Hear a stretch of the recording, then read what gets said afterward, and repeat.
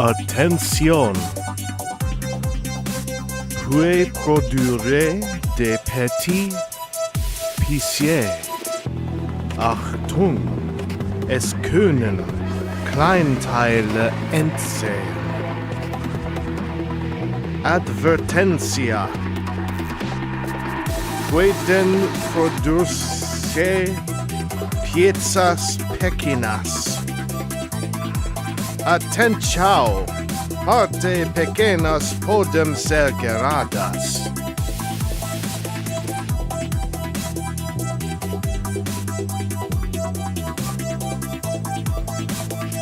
He's coming.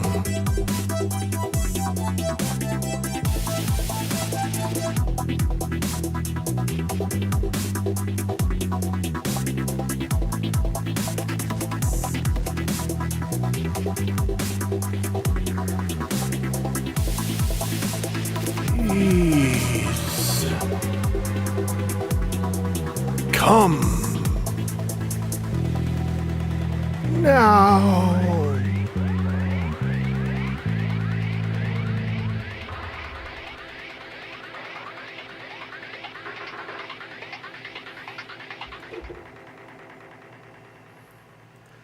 Hey friends, sorry, I gotta keeping this on hand. It's is a wet brush. Really great stuff. It's friggin' warm in here. It's not warm outside. It's not. But the lack of ventilation in my living space means that occasionally, when the temperature hits just that perfect level of spring balminess, then my entire living space will begin to heat itself up to somewhere in the upper 20s, lower 30s Celsius. And sometimes my ailing and aged air conditioners that I installed in every room start to show their age. And it's a time. But hi everyone, how are we all doing? Hello, Ben Walters and Optimus Prime. Hi, Sideswipe Prime and Simeon Scott. Hey there, Philip Faubion and Frosty Cubed. What's up, the Orange Man and Oma Ender? Chris Muse, it's good to see you, along with Picky Peeves. Red and that TF reviewer, cleaning up the leaves. Hey, Shemleg. Hey, Aaron Axsmith. If I'm reading this, it's already too late. The Reptoids are invading the Canadian White House and force-feeding the PM bees churgers and forcing Hasbro to increase the price of deluxe class. It's fine. I already sent them to do that ages ago. I did it 18 minutes ago. Ozymandias, Watchman. Hi, Red Snarl. Hey, Jeff Leavitt. Hey, Cursed Key. How are we all feeling? It's Sunday. It's WrestleMania Sunday. So, thanks for hanging out over here. Where everything is not scripted, and we do it hard way. I'm gonna be hopefully streaming something like this again on Tuesday. So I actually have like more than 2 things to open up, but this stream I'm just gonna open up 2 things. That way I can open up 2 things on Tuesday. Actually, that kind of sounds like something, doesn't it? Anyway, I'm dripping moisture everywhere. Just a big ol' wet ball of me. So why don't we get some toys wet as well? Anyone out there feeling particularly moist? I am. I gotta get some of this anti-hydrogen.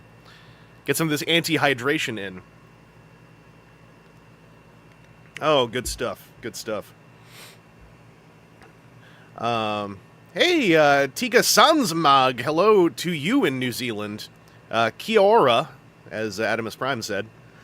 You have more self-control than I could ever hope to have. It's actually been kind of neat, because I'm not, like, stockpiling. I don't buy enough toys to stockpile, like, oh, my mountain! But, like, I just picked up a couple other things, yesterday.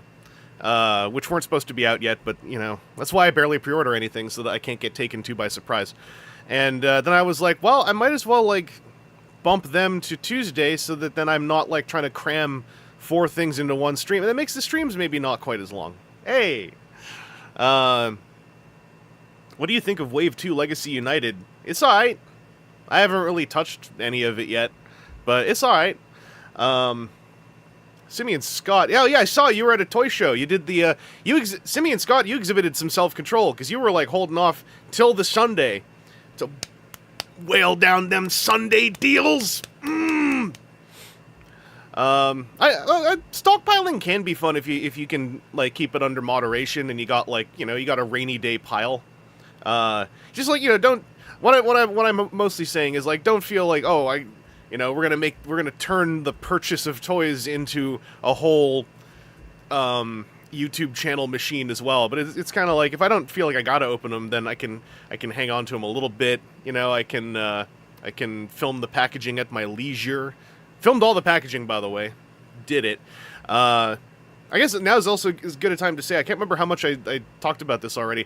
The April 1st video, Dragonstorm. Did you know all the box footage, including the raw footage for that fire effect shot, I shot all that in 2017. This is maybe just a little proof. I film as much packaging as I can. I got stockpiles of packaging B-roll. That's what I am hoarding. That TF reviewer, that toy guy is live and I'm the messenger. Well, you gotta go give that toy guy a massage from me. I only buy Kamen Rider stuff and yet barely buy it unless I see a ton on sale like I did with Build.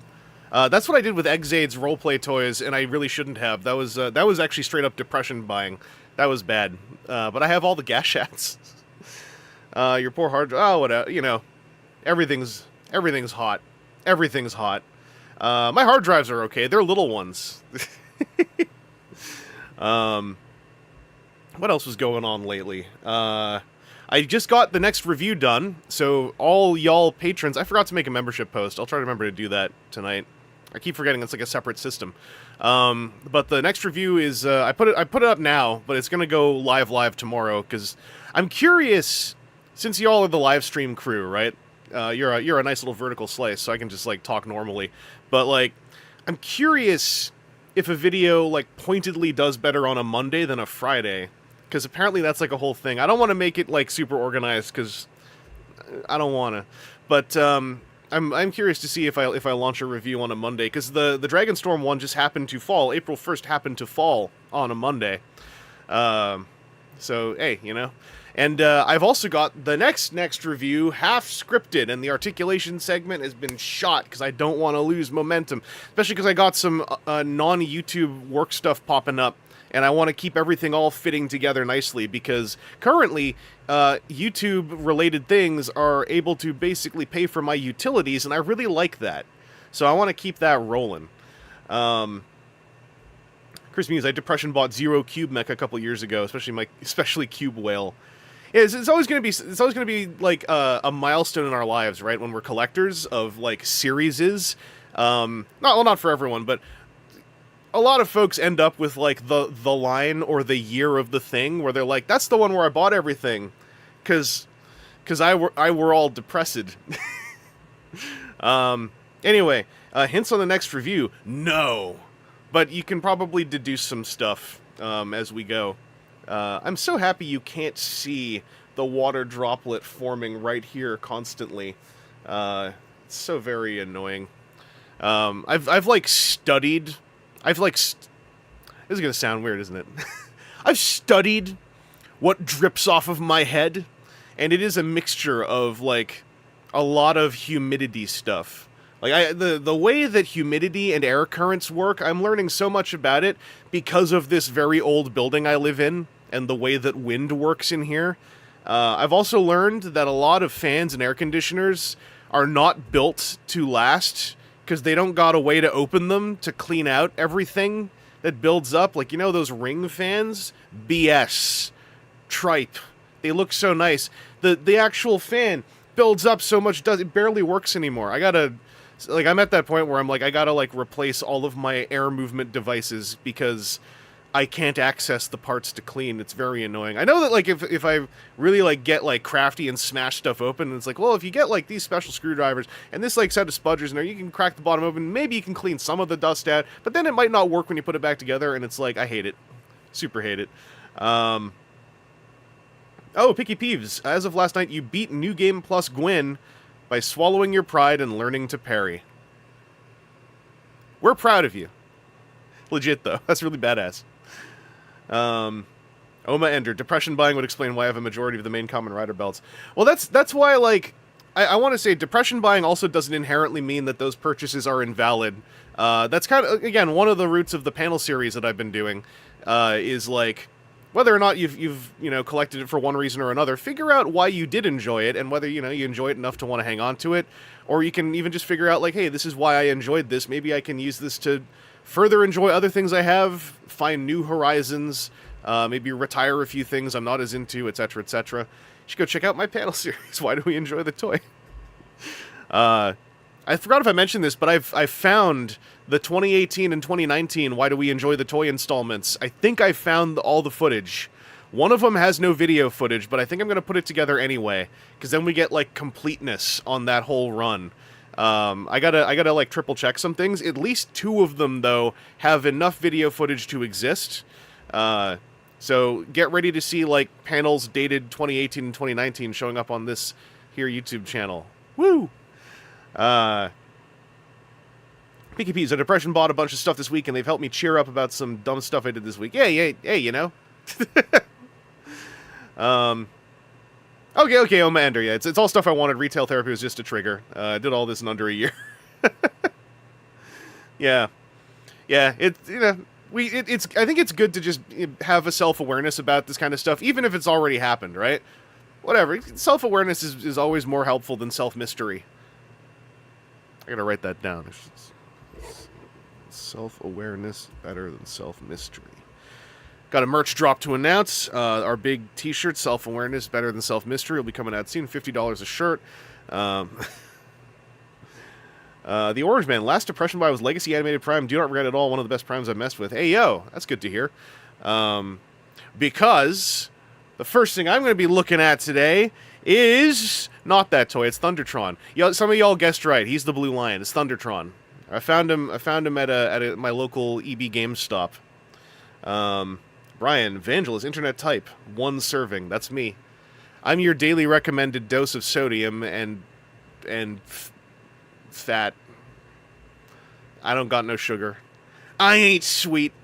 Anyway, I only know a few things about this because my podcast friends got them, and when they explain things audially, I open photos of the toy and look at it while they're talking, and I've discovered that helps me stay in tune with the conversation, and also I retain nearly none of the knowledge they're talking about because I have like a complete disconnect on like the things that they're explaining coupled with the lack of a tactile thing. So, I'm just going to discover as we go. I did peek inside here, and I think he's got all his stuff.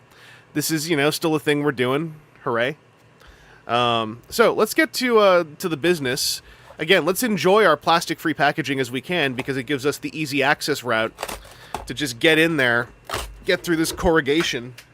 Whoa, my hairbrush. I got it. And access our pleasure.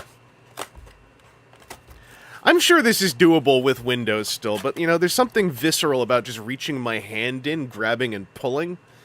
Thundertron was the cut villain from Prime Season 3, right? I mean, maybe. The whole Starseeker thing is such a, in my opinion, a messy, incomplete, vague piece of Transformers history that I'm surprised that they decided to reference it so heavily for an entire year of Legacy toys. Is this VeggieTale? Is VeggieTales the one that's like... Is that the one with the talking vegetables and it's like low-key super Christian or something? I heard about it on a streamer stream. I don't know what VeggieTales is. I grew up watching Under the Umbrella Tree. I just like bringing that show up because every now and then someone has actually seen it. And then someone goes like, I thought that whole thing was a fever dream. No one ever talks about Under the Umbrella Tree. It's not very low-key. It's far from low-key. Not that low. Oh, okay. Well, I like simplicity. I've never seen VeggieTales, so I don't know. VeggieTales is standard viewing for us 2000s Christian kids. Okay. There we go. We got 2 for... Well, I figured, Face, you're from the right part of town. I figured you'd get Under the Umbrella Tree. Chris Muse, I know you're Canadian.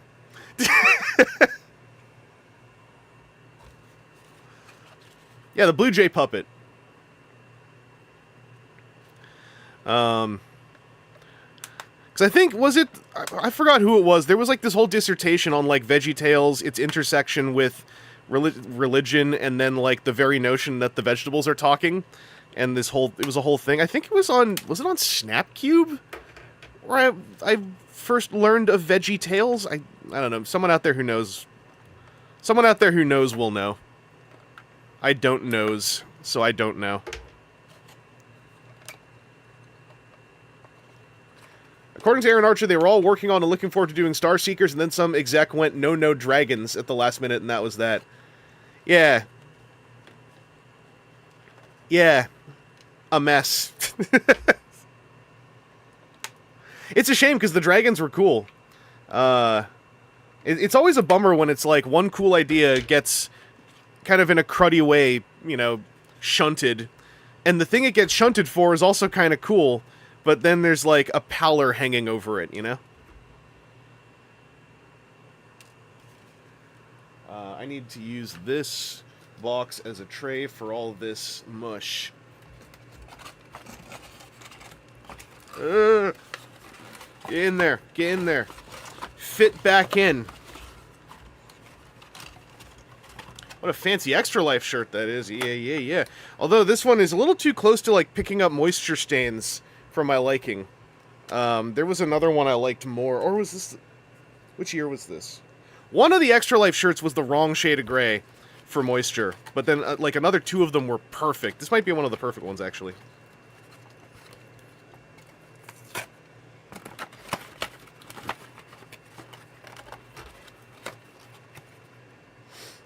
And yeah, the Star Seekers were in one of the novels, and then the novels were a whole thing. That was all stuff that I think also got caught up in the misnomer of using the word continuity in the aligned continuity, when it was more the aligned basic story ideas book. I like to go on about that because there are still folks who think it's supposed to be a continuity, and I'm just like, look, end of the day, I'm just another fan like you and or I, but also, I will never ever accept as a base notion that the aligned continuity is a continuity. I didn't accept it back then. I don't accept it now. I got no patience for this! Keshmar Orange, hey! How can I make this more visible? There we go. There's a little bit less busy stuff in the background. The best part is, though, when I bring up the aligned continuity not being a continuity, just about everyone is like, finally, and I'm kind of like, is it not just the 1 in 20 of us who still wants to call it a continuity? Can we not all agree that that's the niche idea now? All that was aligned was the story Bible, and even then, that was just story beats and ideas. It is, yeah, it's Orange Man. It's literally, it's Evergreen's approach. It just, they use the word continuity on it, and so, whoever coined that term, I'm sure feels bad about it. But also, it's too far gone now. Does Thundertron have both his feet? Yeah, I was looking in the bottom of the box when I got him to double check. So they're both there, his sword is there, all his bits seem to be here. Yeah, Aaron, the aligned recommendancy. Actually, recommendancy sounds kind of baller. I like that. I was looking at the pre-instructions. The pre-instructions do imply that the foot's already off, but, like, demonstrably it's not. So, like, someone get on the ball here.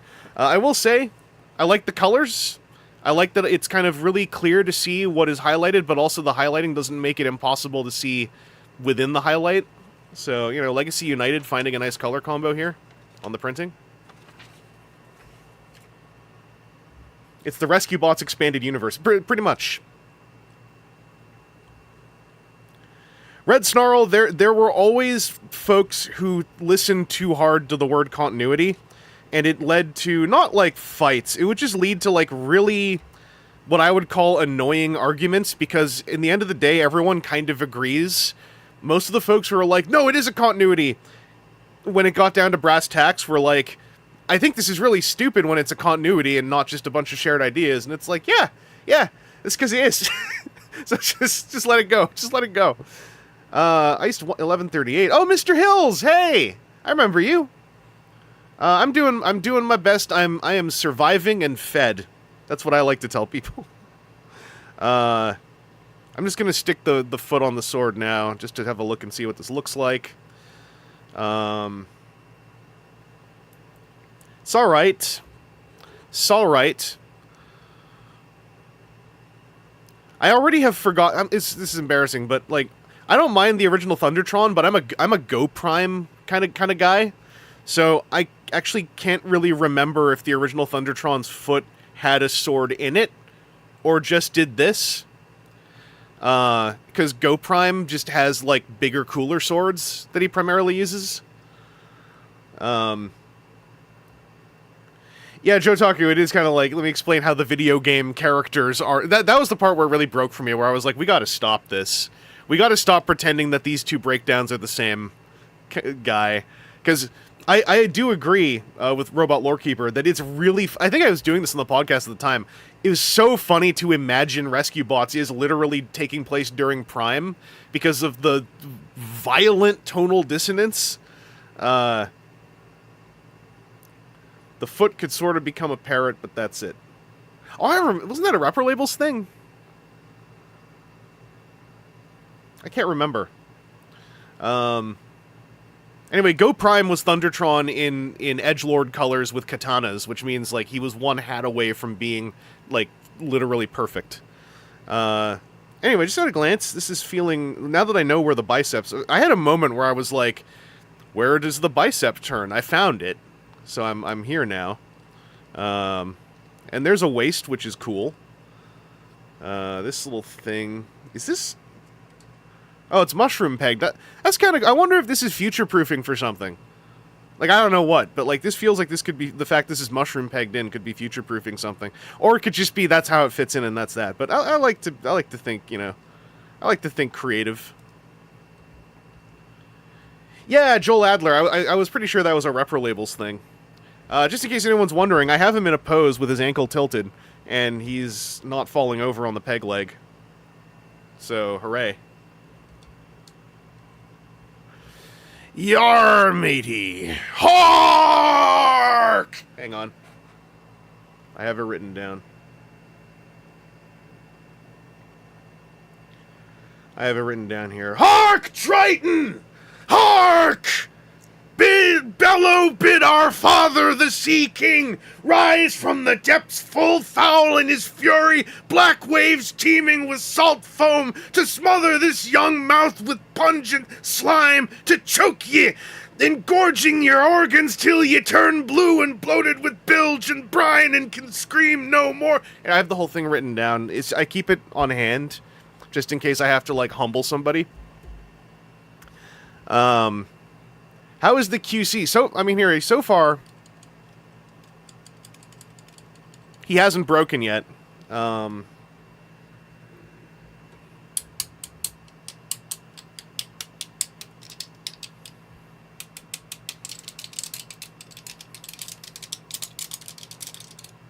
Still hasn't broken. The peg holds well so long as you remember it's a peg. Yeah. I was curious if the peg was going to have, like, a rounded bottom that would give him, like, a whole extra angle of, like, whoa! But, like, seems good. The hip skirts, by the way, these are really good at getting out of the way. They're ball socket. It's about whether the waist was going to feel really cluttered. Also, I sure hope someone knows what I was quoting. Otherwise, I'm gonna get so depressed. I'm not gonna get depressed. Wrist swivels, hello. Could have gotten away with no wrist swivels, to be honest, what with this stuff in the way.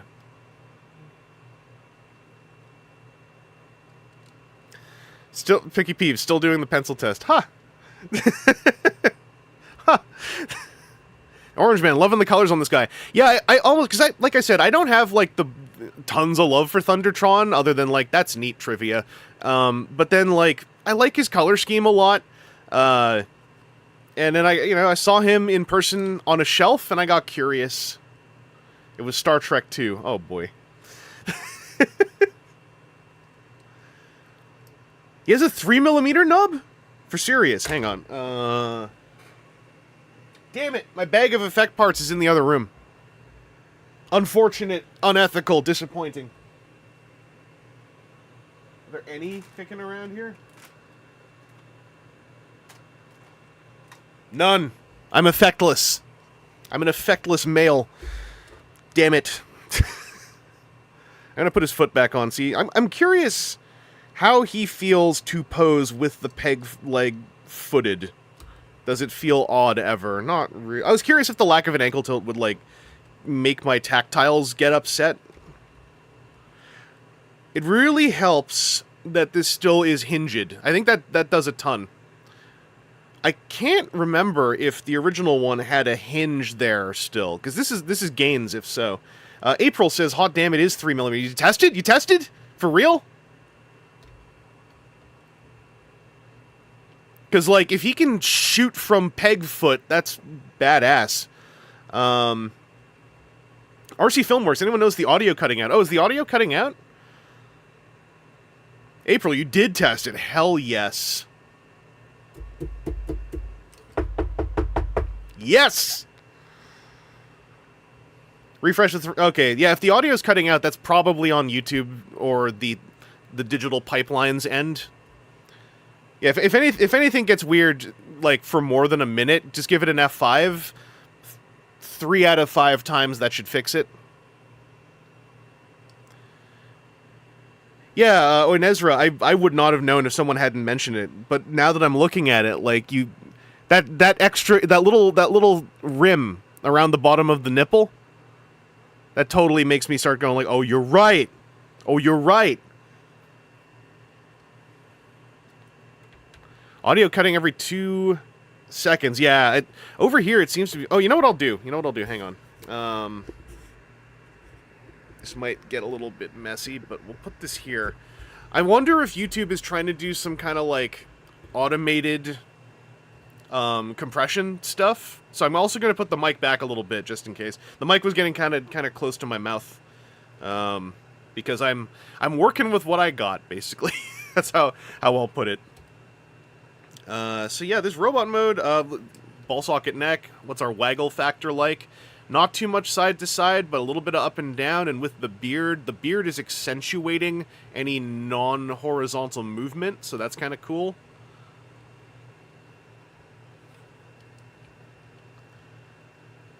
Okay. Simeon says the audio glitches do tend to sort themselves out for the VOD. Yeah, the VOD is supposed to just sort of be the, I guess, the Omni version of whatever gets sent into YouTube. But also, I know I was peaking a little bit, so I moved the mic back anyway, just in case. Peaking is the kind of thing that I think could activate weird packet stuff. So, in the Legacy cartoon in our heads, Picky P said, does Thundertron's peg leg turn into a cannon when he's knocked out? Absolutely. He's like, sword fighting, swashbuckling, aha, hark, Triton, gets knocked over, and they're like, Thundertron, your pirate ways are done. And he's like, my pirate ways are only just begun. Foot gun! And then like a big plasma burst or something. Speed lines. Quakey Wacky, I have not seen this guy anywhere. I am fuming. He's wave 1.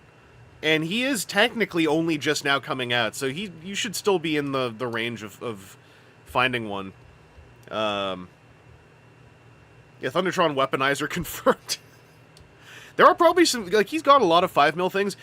Worth noting, if I understand this hole correctly, this peg is actually a 5mm to 3mm peg. Technically, if this is mushroom pegged in like it is, might be... Like, you could pull this out. They could just produce a bunch of these pegs as an interim 5 to 3mm peg. Like, that's kind of a neat idea, too. Oma Ender says he is in stock on Amazon. I'm assuming Amazon USA. Over in the Vanja server Discord, we got a picture. Ooh, let me take a look. Pop. Let me take a look so I can then pop it up. Hey, yo! Alright. I won't pop it up, actually. I have to open a new window to do that. But confirmed. Is confirmed. It's too much work for me to pop it up right now. Server link. The Discord server currently has a little lock on the door, so basically if you become a channel member or a Patreon patron, you get a link, and then you don't have to leave if you stop being a member or a patron, but having the patron/member lock on the door is one of my ways to not have to worry about mods right now, because it keeps the server kind of tiny. We aren't, like, talking about, like, super secret stuff in there, and it's not like you're losing out if you're not in. I just want to make that super clear. But that's my way of having, like, a little bit of a gate on the door, just so we don't have to worry about having, like, just bots or whatnot coming in there. The various different Discord dangers. Hey, buddy, can you help me test my game, etc., etc. It's also, I really want to... I know eventually there's a ceiling on this, and moderating has to become more of an actual thing, but I want to prolong it as long as possible, because, like, I just hate moderating. I really hate moderating. I'm just very much a, like, let's all be cool kind of person. The rules in my Discord are written in a very unfair way for a reason. They're basically a list of rules, and every single rule is also, by the way, I might just kick you out if you suck. And by that I mean you're clearly, like, trying to rules lawyer at some kind of toxicity to get someone else booted out, blah, blah, blah. I've seen it on TFW before, and so I preemptively say I'll just melt your brain with my psychic powers.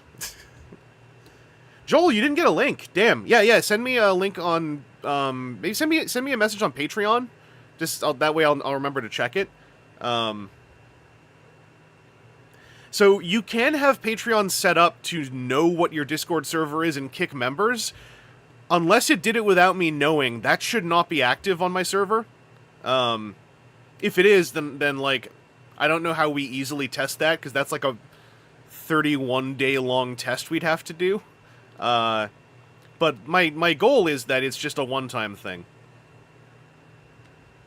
And, like, you know, that means, like, it's not, like, impossible to find your way in there. I'm just hoping everyone is cool about stuff. The vibe I give off on stream ideally communicates what I mean, of, like, I mostly just want people to be relaxed and have a nice time. You can slightly open the panels in Thundertron to swing them back a bit more, have them be kind of like boosters. Oh, you mean these things, I'm guessing. Ooh. Well, I'm gonna try transforming him, so... Oh, yeah, I see. I'm gonna try transforming him, so we're gonna see the mechanical, wherewithal of this guy. Oh, his shoulders, you mean? Oh, look at that! That's kind of cool. Yeah, if you lift this part up, you get access to a bit more of this. That's kind of neat. Actually, if you kind of hook it together with this, it's kind of like he's in orbital landing mode. Like, psh, very Gundam. Oh yeah, Joel, if we're already Discord pals, then yeah, just send me a message. But yeah, I guess that's like kind of the main Patreon / membership perk that exists is the Discord server. Also, if you join the server, you might have limited functions until I give you a role, and if I don't give you a role soon, you gotta then also poke me and just go like, "Hey, I'd like to be a real person." I'm a big old pro at all this stuff, as you all can demonstrably see. I'm gonna figure out how this guy transforms. I was cued in on this thing. I like a beast mode's legs folding away like this, just as a change of pace. Hey, Chris Carnage, how's it going over in the future? The super. Well, no, we had, I guess, the super future.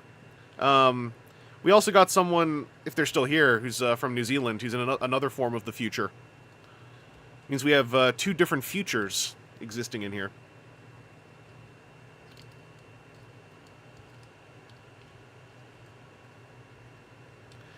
Oh, Orange Man, I believe that Zoids was cited as like a direct influence on this guy's aesthetic. Like, they basically said, like, yeah, we went for Zoids.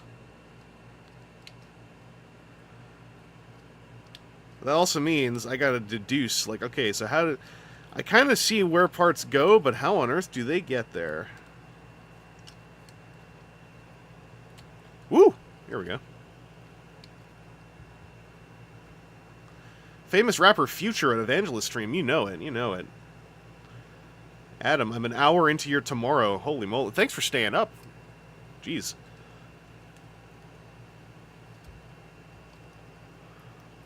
Look at all this hingery going on here. Does this double hinge the way I think it does, or does it stop there? Okay, I think it stops there. There we go.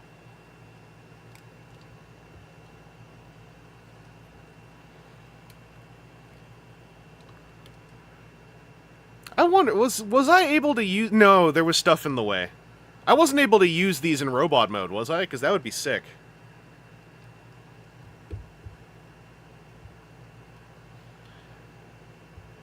Yeah, my understanding, Picky Peeves, is like, it's... Because also I think they're legally able to... They're just very overt about how Zoids this is.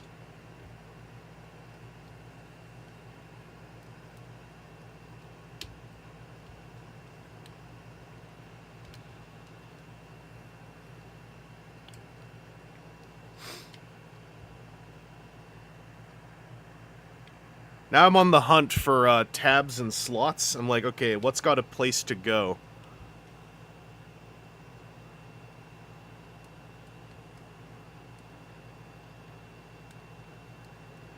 Because I see there's, like, slots on here. Like, do those match up here, or no? It doesn't look like they do.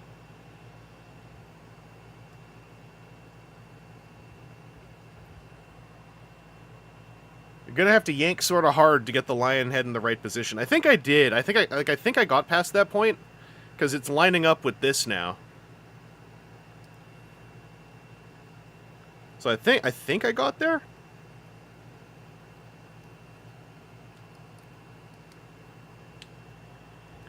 Oh, wait a second. Is this... Oh, wait. Whoa, whoa, whoa, whoa. I see. There's little holes in the bottoms of the fist that go with these pegs.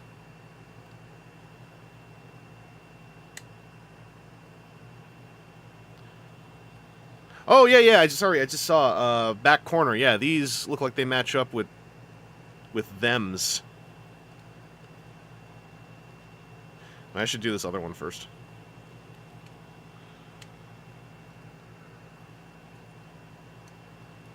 That's kind of cool.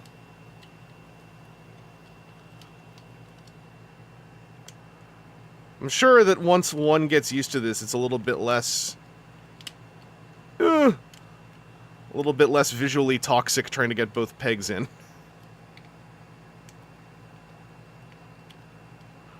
Like, this must be nauseating to look at. There we go. There we go. That's all one thing.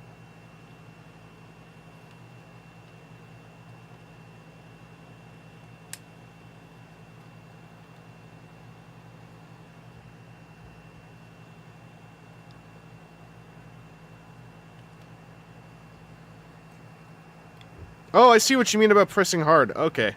Okay. Ugh. Come over here. Ugh.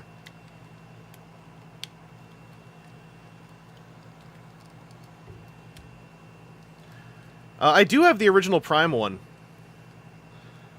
He's not easily accessible at the moment. Unfortunately. All the connections go into the arms. Okay. Am I getting Tigerhawk? Hopefully. But I'm not, like, in a rush. Because he's a leader class. So I'm kind of just, like, seeing how it goes with him. Seeing if I discover one in my travels, as it were.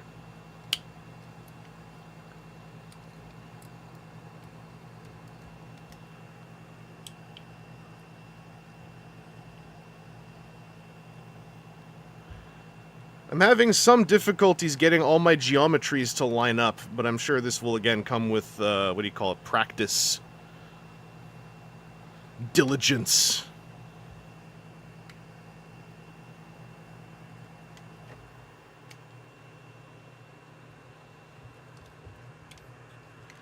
I am wondering if I have this in all the right way. So now I'm just noticing how this sits up over there, so does that mean I gotta get this... Oh, wait, there's a... Oh, I see! Okay. There was, like, another interlock in there that I was missing. With, like... this little square peg and the hole there. That big square hole. Those go together, then that goes there. That puts that into a position where this now can orient me as to where these go. You know, I was talking about how, like, these wrist swivels aren't really accomplishing anything. They are accomplishing one thing. They're making these holes swivel around while I'm trying to put the pegs into them.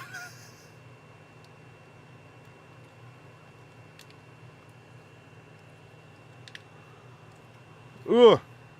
Okay. I definitely have to push this double hinge in, right?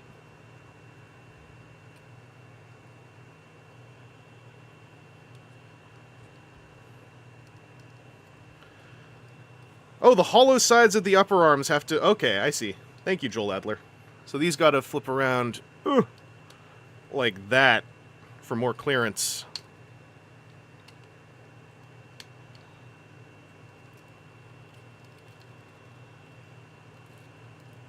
But I'm also guessing I gotta push this thing in some more to get, like, these to meet.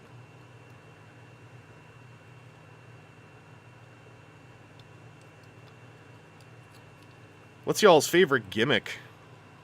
We got any automorph types in the room? I'm still an automorph type. I know it's retro now, but that stuff always makes me feel like it's magic.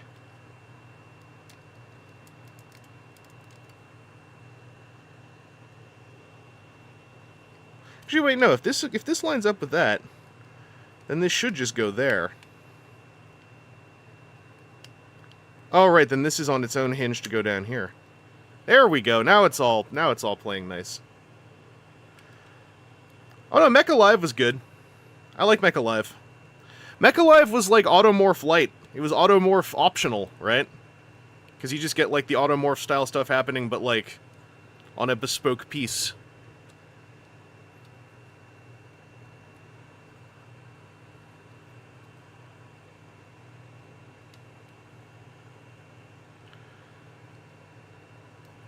Alright, so I'm assuming the rest of this is going to be your usual, my legs are my lion legs kind of thing.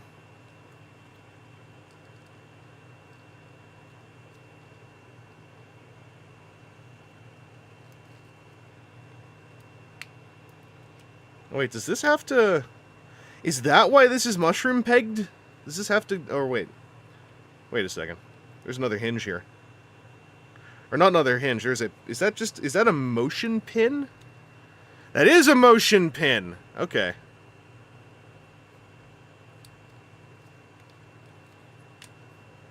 So there's a kink in there.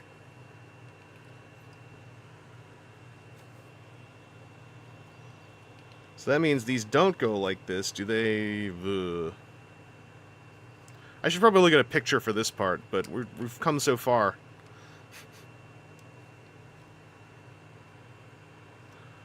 Hollow side pointing forward, so he's got wider hips. Oh, look at that! There, yeah, it's not... It's offset. So when you do this, the hips are out more. That's kind of cool.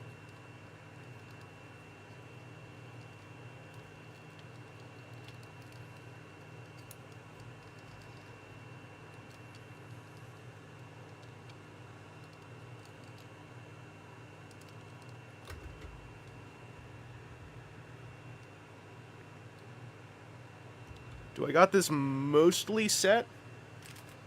I am discovering articulation. I'm innovating. I'm overheating. It's way too... all the hot air keeps coming right up into my head. That trick to make the legs widen is like some really cool geometry. I like that. And I noticed that this, like, can slot in here. Or slot in here? There we go.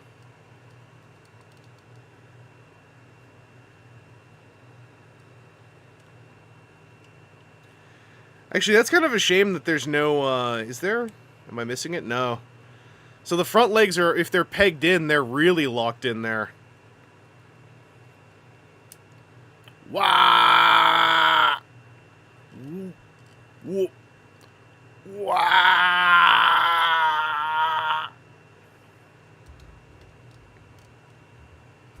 Let's see what they wanted me to do for the end result. Let's see if I missed it. Oh! Oh, that tabs in. That tabs in?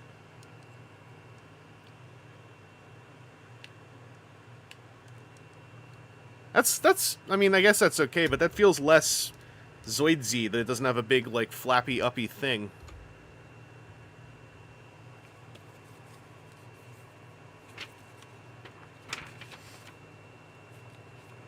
So what do the rear hip skirt things do? Do they just chill out like this? I guess like that.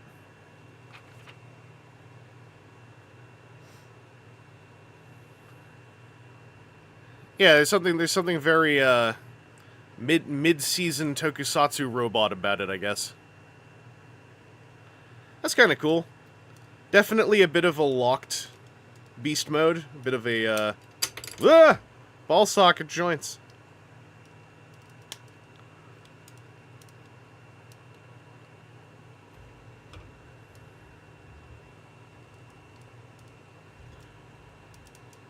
So it's not a beast mode that you're going to be, like, superposing with, I'm guessing.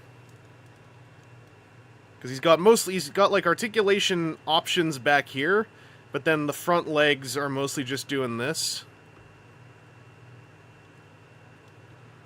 I guess if you do this, that opens them up a bit, but, oh, okay, but then you're seeing more mush in there.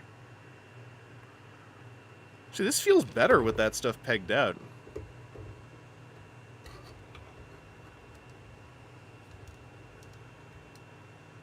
I don't know. It seems a little bit more alive. But I also like how this all, like, interlocks together. Also, like, wah, I'm flying. Yeah, he's got the tiny paws. I saw Core Class Cheetor at a GameStop yesterday, but I was already picking up 2 other things. And so I was like, I'll just wait. I'll wait and see. I want to pick him up sometime, but I'll wait and see if I can catch him down the road. Alright, so far Thundertron's kind of hitting it.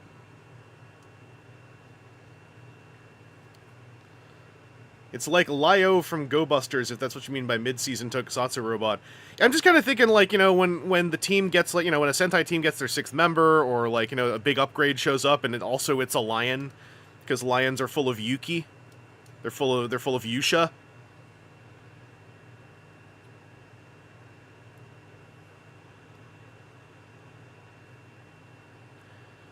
Yeah, that's cool. I'm going to turn him back into a robot, and then I'm going to move on, I think.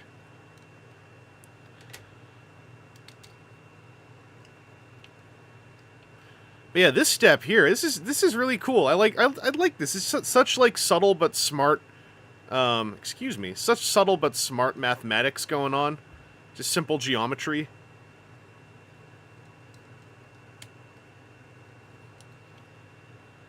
They're full of brave bang. Yuki Bakuhatsu.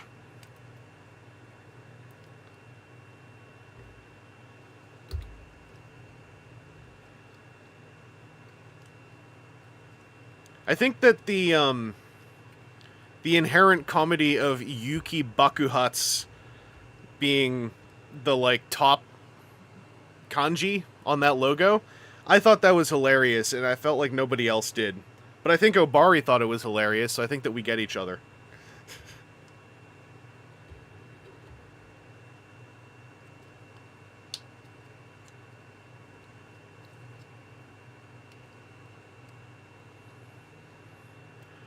How about this? The naked Thundertron! Before he puts on his hat and his shirt.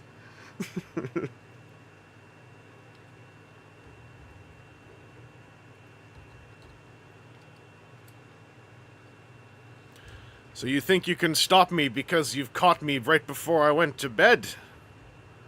Well...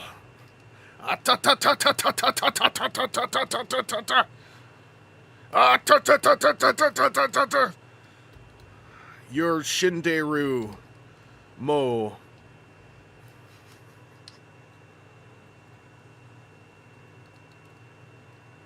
Yeah, biblically accurate Thundertron.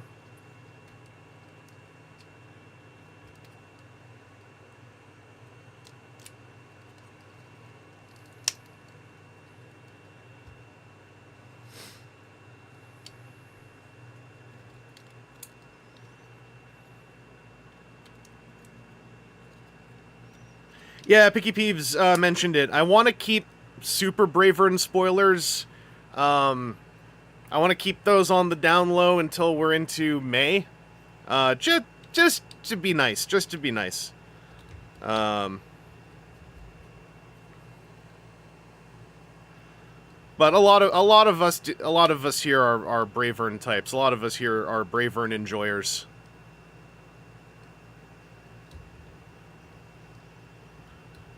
Sabian Scott, I love the idea of a Transformer being shirtless is just all their kibble floating above them. Yeah, that's when they're like, hey, I just got out of the shower. I had to clean under there. Yeah, Chris Muse, it's like the naked Viggo Mortensen naked sauna fight. That's right. If you know, you know. Also, that does suck. I think Aaron, you might have been the one, or TJ, you might have been the one who brought it up. So there's a butterfly joint right there! It's right there! But all this stuff is in the way. There's no way to bring it out. That's like, oh man. Oh heck. Oh nuggets. Also, can we Oh, almost. Almost. I thought for a second that this tab was sized to match this, and I was like, hello? But sadly, no. What about this one? No. Look, there's even a peg hole right there. If there was a peg, so you could slap that on there. Oh, he's so close. He's so close. You all see, right? You all see this.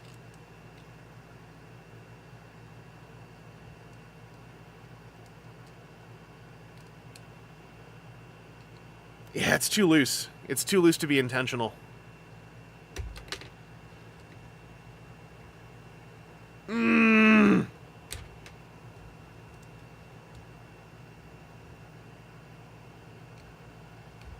Unfortunate. I can't believe it now that I'm looking at it. Like, look at it's even on like just the right like slanted part of the skirt to friggin' fit perfectly. Oh.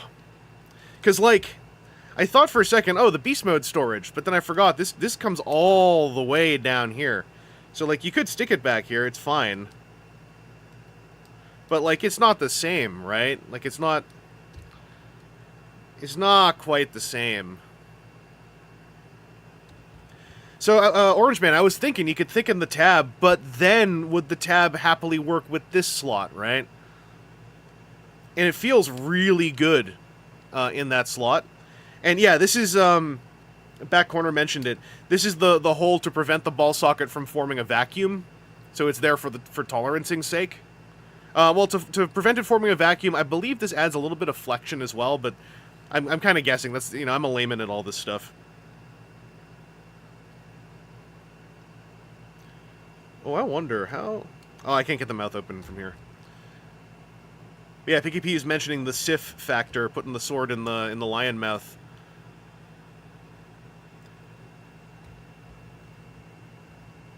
Aaron says, feels like it's a plastic shrinkage tolerance difference. Yeah, I mean, also the slot on here, right? This is a marbly plastic that's got a little bit of flex to it, and then these skirt pieces feel hella brittle. So...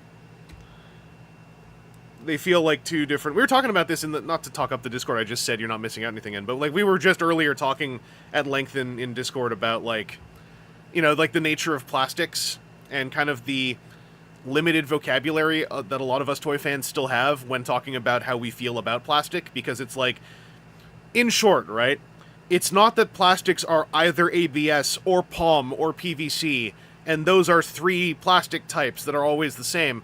But like ABS, for instance, has a bazillion different actual mixes, because it's a recipe. It's not how do you put this? It's a recipe, basically. So like what someone kept bringing up, for instance, is like with ABS. ABS plastic doesn't just mean all ABS is the same. Like, e.g., you might have a company who has a very specifically patented mixture on their ABS because it's gotta work the same all the time. But that's how you can end up with, like, thicker ABS, stiffer ABS, slightly more tensile, flexive ABS, etc. I think a big concept that is worth, like, spreading as much as possible is that, like, plastic types are not numerically identical to each other from instance to instance. Yeah, as Aaron said, they're families, not hard identical numbers. And also, I was saying this in part of that discussion, this also reaches like that border where I'm like, I don't think we will learn, or that we necessarily even are owed knowing what those number differences are, because that is very much manufacturing industry, let alone toy industry. That's also manufacturing industry. And I could understand the idea that, like, well, this isn't actually really for the public to know. But anyway, that discussion was still on my mind, because I find the topic really interesting, to the point, like, I'm like brainstorming a panel now almost. Like, the idea of, like, you know, the classic conversation, oh, this plastic feels good, or, oh, this plastic don't feel so good. But, like, how do we quantify that, right? Because, like, so much about the delivery of intricate, like this is what I call intricate, multi-part plastic toys with lots of moving parts, there's a level of illusion involved. Like, my easiest example being when you have a toy where you're like, this thing is made of big, stonky, thick ABS, and it's articulated. And then you dig in, and a lot of the actual mechanical moving parts are like more like a palm or a nylon plastic. They're not the thick, tank-like ABS, because there are exceptions to all these rules, but, like, in a lot of cases, my understanding is, if you had a big hinged piece made entirely of ABS, it'll look cool, it'll feel badass, and it will crack in half, like, pretty quickly. Fun fact from Joel Adler, POM is short for polyoxymethylene, but that's actually kind of a misnomer. They only call it that because polyformaldehyde sounds too scary. Yeah, I've actually been trying to dial back saying POM as much as I tend to more so say nylon, because I feel nylon is a more accurate, like, descriptor of a bunch of plastics, as opposed to POM being the descriptor, since it's a bit more specific. I might be off base doing that, but lately I've felt personally a little better, leaning more towards saying nylon-style plastics. RC Filmworks, I recall there was a panel at TF Nation about toy construction and plastics, but I don't know if it was recorded in full. Aw. Yeah, I should say that my version of the panel would be like the next installment in Why Do We Enjoy the Toy. I was thinking of, like, presenting it as, like, the true science of plastic enjoyment, with the goal being to explain that, like, a lot of us tend to speak very confidently about plastic quality in extremely vague and subjective terms that are kind of somewhere between not really saying anything and being outright miscommunicative, but, like, so many of us in toy fandom do it, right? Isn't nylon trademarked, though? Could be. I always think of nylon as, like, a descriptor of feel, so that, you know. That's why, I mean, I might be off base with that. And V Rider, like, that's actually another part of the goal is, like, what I would love is if more of us, when we have plastic that feels really good, or that feels like, oh, this feels really bad, if we were able to, like, be more granular and descriptive in our explanation of that, like the why, you know, like when I say this plastic feels kind of crappy, it's like, when I say that, what do I mean? Because even when you say that without thinking about it too hard, plastic feeling crappy is already a small family tree of descriptors, right, that's starting to open up, some of which could be mutually exclusive.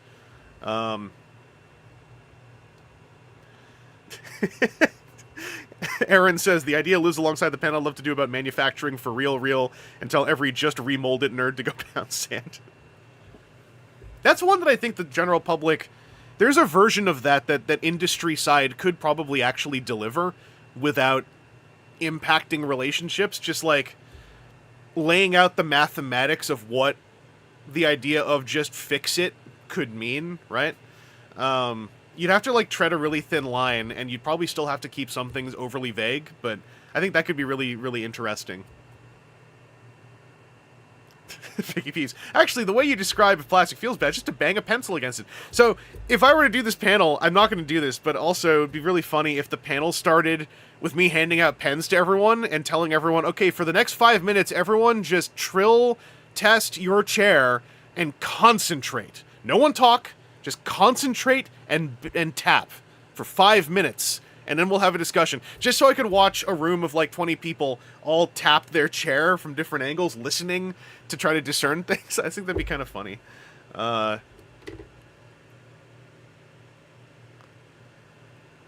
Chris Carnage says, so subjective too. Some people like the feel of certain plastics more than others, irrespective of quality. Yeah, that's why, like, because this is not, I want to be really clear too. In Aaron's case, this is probably different, but in my case, I don't want to, like, backhand people or, like, go, like, you're wrong! It's more that I feel whenever we have vagaries in our vocabulary, as enthusiasts is something that we're fans of as a hobby, to the point where we want to talk about it in detail. When we have a massive gap in our own ability to express ourselves, like I feel a lot of toy fandom does with regard to plastic quality, proper noun, I think getting more granular and and clear subjectively about what we're talking about will make for more fruitful conversation on the whole, and it will generally just make arguments will still happen, but at least the arguments won't be over two people saying the plastic's good, no, the plastic's bad, and they're both thinking of like completely different things. But because their vocabulary is butting together, they think they're arguing against each other, but like one of them is talking about like maybe like tensility, and the other one's talking about like, you know, texture. But they're both saying, no, the plastic's good, no, it's bad, no, it's good, no, it's bad, and they're having a fist fight, and it's like, you know, advancements, right? I just feel like there's value to be had out of that that's not like, you know, demeaning or like losing anything for anyone. Yeah, the back corner, that's a good way of putting it. Terms surrounding plastic quality are usually detached from any actual reference. The most you might hear is it being compared to a milk jug if it's bad. Yeah, exactly. Or soap bottles, right? I do that a lot. I've often cited soap bottle plastic. And soap bottles feel different now than they did like 10 years ago. So, like, what does that even mean, right? Yeah, Chris, that's what I figured. That's what I figured you meant. Not so, Alex. None of this would have happened if we had wood formers. Truth. Then we'd have fights over, like, I prefer my Transformers made of oak. And then the Cherry Gang, like, freaking kick a door in, going, like, Cherry life! Cherry life! Cherry life! It's like with painting everything red, you know? JT Elm, you're tripping so many balls. Make sure you're staying safe. Don't stand up on a chair or anything. Like, stay reclined. Safety first, even when we're tripping. Made with a sword. I think maybe a lot of shortcuts for describing things like plastic quality spread because making rapid-fire toy reviews became the normal. Certainly, I think there is, and again, like, there's no point, in my opinion, of, like, kind of going back and figuring out, like, where did everything go wrong? It's more like, to me, how do we move forward? I do agree that I think, like, coverage, not necessarily even toy reviews, but just coverage of toys, propagated a lot of terminology that was really, like, empty, for lack of a better word. And I've always been of the opinion, since years ago, that people's vocabulary about their hobbies, if it's not informed by themselves, it is then informed by the people they listen to. And so, you know, folks who talk on YouTube, for instance, do have absolutely a level of responsibility as far as establishing the tone of how we talk about stuff. It's a responsibility that, like, I don't ever want to, like, you know, grab someone and shake them as hard as, you know, compared to responsibilities of what I would consider to be more important things. Like, if you have a platform of, like, 500,000 viewers, you have a huge human responsibility towards your viewers. But, like, I think anyone would reasonably agree that, yeah, like, you know, toy reviewers of any level of notability are impacting the vocabulary of their viewers. And it's not a bad thing either. Yeah. Hasbro's keeping things under wraps, just like 1984, so we can't revolt. Anyway, I'm gonna get the other figure that literally everyone guessed already, but this is the other one. This was the one I pre-ordered because I wanted this one. So we got us some animated Legacy Optimus Prime. I'm gonna get right into it whilst we're continuing on our conversation. Also, I do want to say, and I think you all get it already, but I want to say it just so it's said out loud. All the things I'm talking about, right? When we spread these ideas, I want us to be doing it constructively and positively. I really don't want folks to go like, Vangelis said, talk better, and then you start like beating up someone with a baseball bat, right? Like, we gotta be nice about it, and we gotta let people, this is not the right terminology, but because it comes from an improv thing, I'm just gonna say it. You got to allow people the room to fail, or you got to allow them the room to be a little bit wrong, because that's how folks are going to then figure out themselves, and they will also eventually go like, hey, everyone's using these other words and they sound better, so I'm going to use them, you know?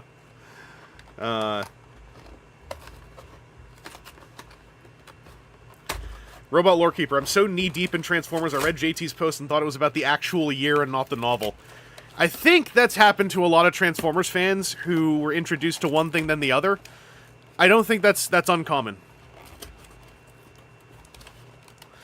Also, yeah, the shade of blue, like, I'm even going to look at my screen here.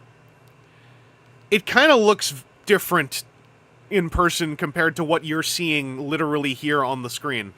It's a weird shade of blue. It's got just a little bit of grape, and I think that's what's... It's got a little bit of red in it, and I think that's what's making it get messed up. The moment you start to trend slightly purple, cameras start to flip out. That's been my experience.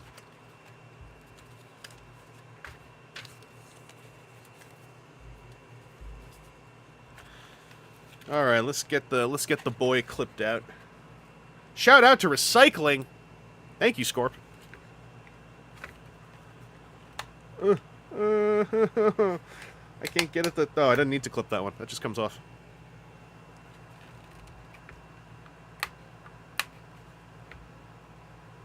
He's got kind of the...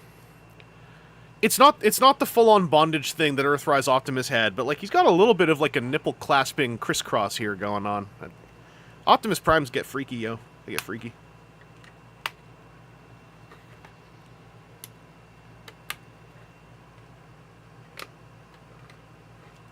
In the same year that we get Free the Nipple Gears, we got Optimus Prime here going like, no, bind mine tighter. Bind them tighter.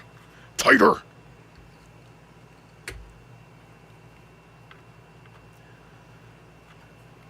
Chris, I want to know what your funny shirt would have been, though. This is way too tight. This is way too tight for a piece that is painted. That is obviously painted. That is way the hell too tight. I'm gonna just say it.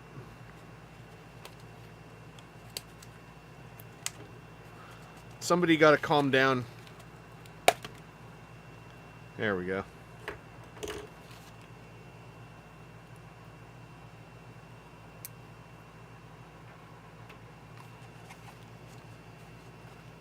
Orange Man confirms, yeah, removing the axe sucked. Okay. Yeah, that thing was like, no, I don't want to leave. That thing was like, just leave me here. I want only mother's milk. Forever. No solid food.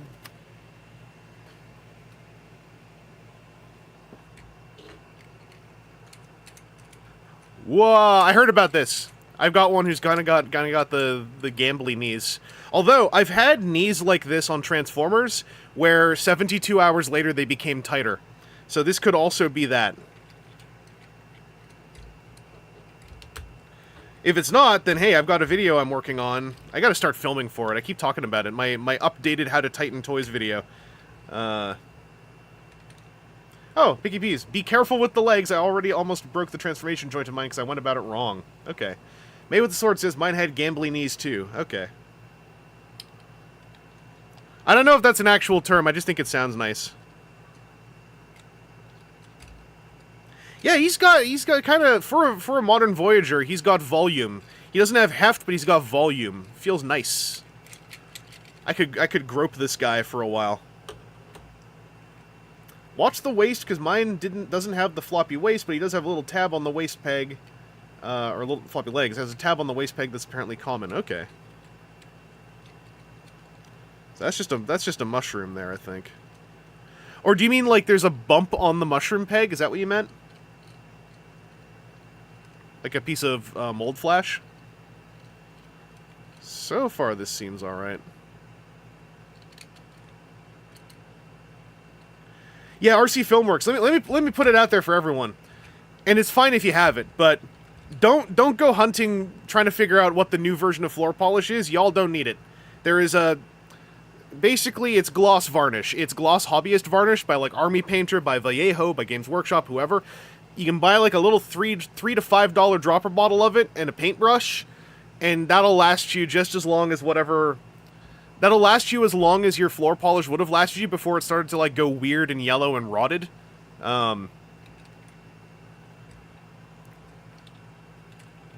Okay, Picky Peas, yours did too. Yeah, mine is not popping out. Oh, Chris Carnage, yours as well. Okay. Yeah, I can feel there is a friction bump happening here, but it is smooth. It's not enough to unseat it. So, Canada Production Run wins again? That happened with, who was it, Apeface? Was that the bad one? but mine is good. All the Canadian ones were good.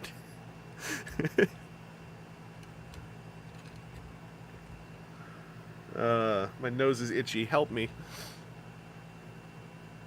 Orange Man had the waist pop on mine has been solid after a first transformation. Okay. Well, just looking at the robot mode, wrist swivels, I was curious about that.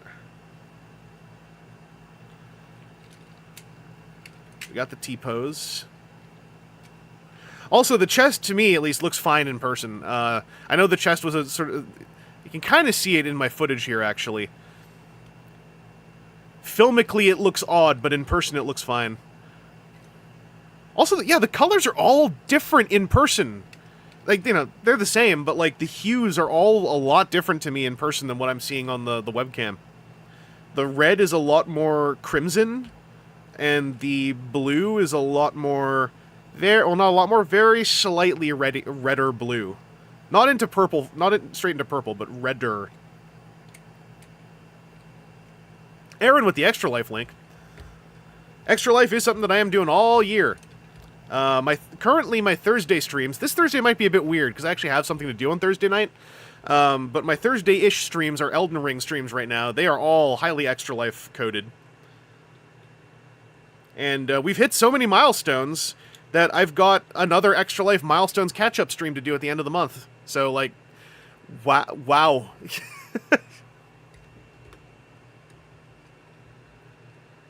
He's got seats on the back of his shoulder. Oh, he does, look! His little chairs. That's cute. Alright, what does this axe do? This does stuff, right? Woo! Oh, okay, that's what it does. And it doesn't lock in, right? It's just... Yeah, it clips in there. Oh, and it clips in up here. Okay, you have to pull on it, but then it clips. So he's got an extendo axe. That's cute. So it's like, I'm a firefighter. But then, you know, someone gets a little bit too heavy, too hot in the head. And he's like, alright, now I'm an anime.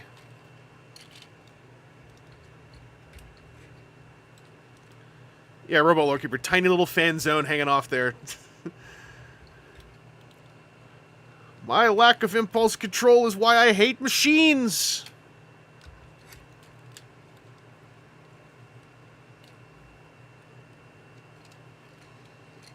I've got a whole bunch of transformation joints suddenly going, but...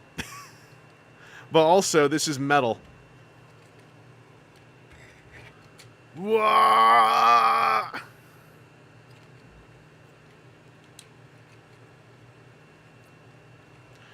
Valkaisa says he's got a dashboard and steering wheel inside his chest, too. Dang. Yeah, I completely unseated his chest doing that pose. And I haven't transformed it yet. I don't know what's supposed to plug into what.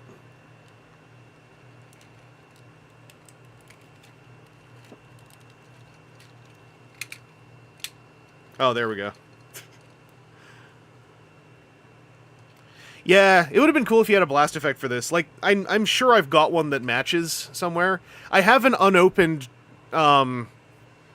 which was the fossilizer, you know, the magma one that came with a bazillion effect parts. I gotta film him and open him before those effect parts melt the twist ties, but... Ah! What's going on here? Okay, this pegs in over here onto these little things. Oh, that does look baller. Hello, citizens. I'm Optimus Prime. I'm very humble. Please don't spray foam. Tricranius, that's who it was. Thank you, Oinezra. Yeah, I have an unopened Tricranius. He showed up at a perfect time for me to, like, go, thanks for picking this up for me, man, and then immediately forget about him.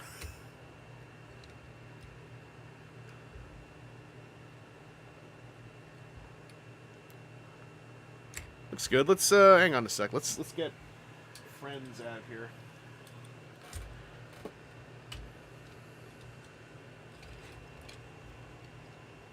Group shot.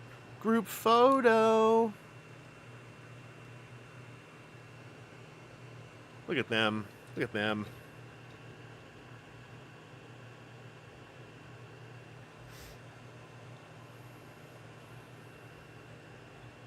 I have warmed up on this toy a whole lot, by the way. You might hear me talk about that tomorrow. And I'm in the midst of writing about this one. Did I ever fix the stingers? No! Well, I fixed them in that I've created a brass peg to have them be able to go together, but that's a piece of brass rod that I cut and filed, and then filed too much, and now have painted a layer of gloss coat over to re-thicken and make a little bit tensile and flexive. So it works now. In fact, mine's better because it has metal in it, not like all your kiddie plastic toys. Not like all your kiddie plastic toys with no more metal. This is a lost art right here. Brass rod construction. Yeah. But a point I make in the review that goes up tomorrow, or that goes live tomorrow, is I think that this guy suffered this guy basically carried a burden for several months of just being the one and only animated guy in Legacy, who also leaned in a bunch of different directions. He flipped the percentages on the ninja to motorcycle cop ratio, and was just by himself. Now, like, once I saw him with this one, I was like, this is making more sense to me already. PT, when I put my bee stingers together first time, they did not want to come apart. Mine both have the holes, so mine super didn't want to go together because there was no peg. There was actually just no peg. I'm almost done writing the script for this guy, and I filmed his articulation segment, so he should still be... I should still be maintaining a bit of a rhythm. And I'm hoping to move straight on to this guy so I can just have done the 3 animated ones, because they're very much on my mind lately. I am kind of hyped to get a Chromia version of this, but also I don't want to pre-order her because I want to gamble. I think that Chromia might be one that, like, gets left alone long enough so I can maybe get her for like $5 or $10 off. I want to gamble with that one. It's her. Shard also. Shard I'm going to probably buy if I, like, find one. But Shard is another one. It kind of sucks it's both women. But, like, Shard is another one where I'm like, I got a feeling I don't need to run to get you. The prowl head is a little weird. It is an animated style face with a G1 mouth and a G1 helmet, but animated eyes and an animated jaw. And it's very odd. But I've sort of come around on it. Oh yeah, Simeon Scott. I will say in general, I'm not making any promises, but I was kind of deciding maybe I should, like, if I am caught up on a script I've just finished and I'm looking for the next one I want to do, maybe I'll look at the toys I just got and see if any of them, like, make me want to talk about them right now. But I do also still fully intend to just, like, review whatever Transformers I wanna. But I think I was actively going, like, that means I don't have to review the new stuff, but also I'm realizing I also kind of want to review stuff I just got every now and then. I just don't want to rush to go, like, I gotta finish all the Deluxes. I gotta finish all the Voyagers. You know? Bunny East in general, how do you feel about Legacy's handling of non-G1 characters? I think it's alright. I think that even the Prime ones didn't bug me that much. I got over the nose after about a year. It's not like it's not going to be the best for fans of just the series that are showing up. But I think that they found a better balance now, overall, than when they started. I think when they started, there was just a real big gun-shy feeling of, like, I believe genuinely it was a gun-shy feeling of, I don't know if the hardcores will want this if it doesn't look a little bit more nose-bearing. And I think that, you know, as that line went on, it was immediately a shift of, like, oh, actually, they don't really care all that much. Dreadwing doesn't really need to have a nose. I don't know if Dreadwing ended up with a nose. I can't remember. I haven't found that figure yet. For, like, every time I see him, I don't have any money to buy him.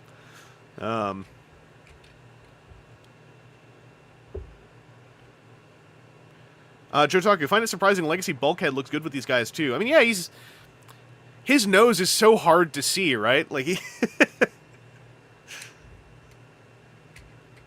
Back corner, sort of what you talked about in panels. Sitting down, really digging into what makes a figure tick can help people, or can help you appreciate the toy. Yeah, I mean, that's also... Part of it is it also helps you not feel like you have to keep buying new stuff to get all the dopamine and serotonin hits, but like it also means you're maximizing, if you want to really ROI it, right? You're maximizing your value out of what you get if you kind of chill out with it for a while, mess around, kind of look into it. I think that the Legacy Ben Walters, I think the Legacy Beast stuff, like which is technically the it's just the Kingdom stuff, like I think it's fine. I'm going to start trying to figure out how this guy transforms carefully. I know where parts end up. So like that, I've seen the photos, right? But then that means that things are oh, wait, I see pins.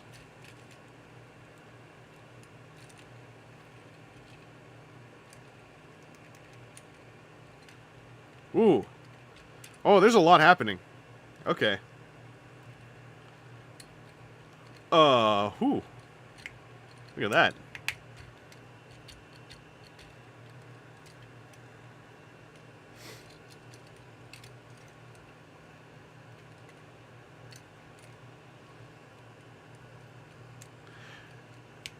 Is this something where I should just look at the instructions to see what's supposed to move?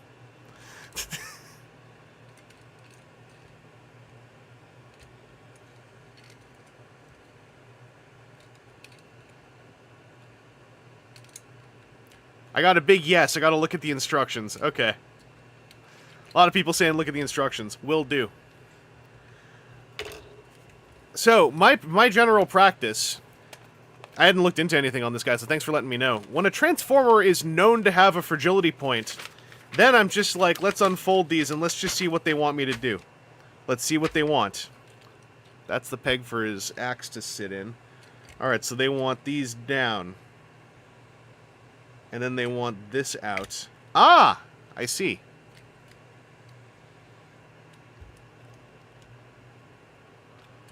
And I'm guessing these little peggies here go onto that. Oh! That's kind of cool. Yeah, I can see how this could get messed up if you, like, pulled on the wrong thing at the wrong time.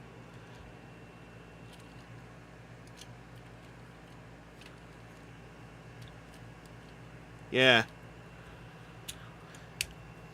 I think the idea is, at least in some cases, stuff should still disengage before it snaps, but, like, there's so much interwoven stuff in here, I could see that mechanism not taking effect in time.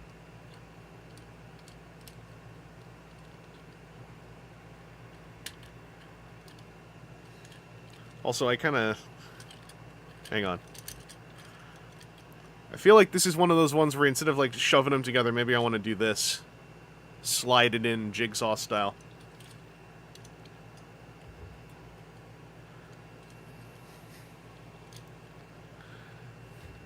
This is Optimus Prime's secret dominance mode. These things are like turbines, so he just like comes out hovering over the city, and he's like, flesh citizens of Earth, I am your friend Optimus Prime. Return to your homes. Return to your homes.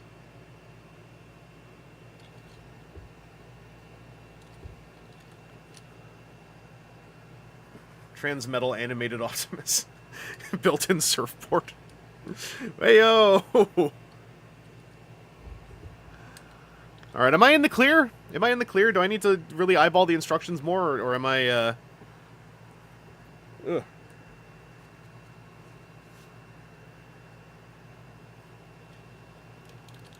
Because a lot of this stuff I kind of had coming apart while I was trying to pose his arms. Okay, Orange Man, you should be good now. Okay. You get out of the way. Let's get back to this.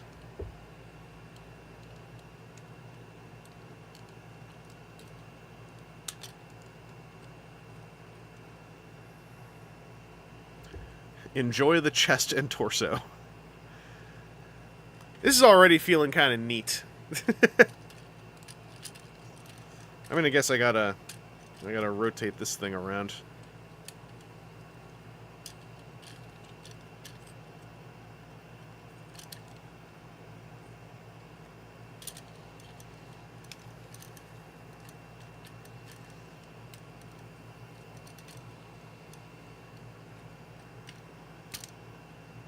So I'm kind of thinking OG on how this is going to work, and it seems like that's the case.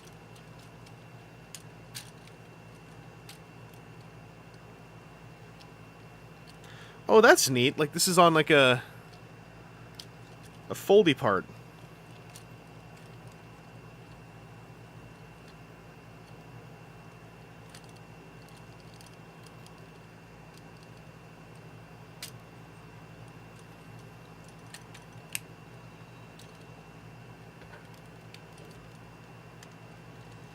Oh, that's a pod. This is forming just a little meatball.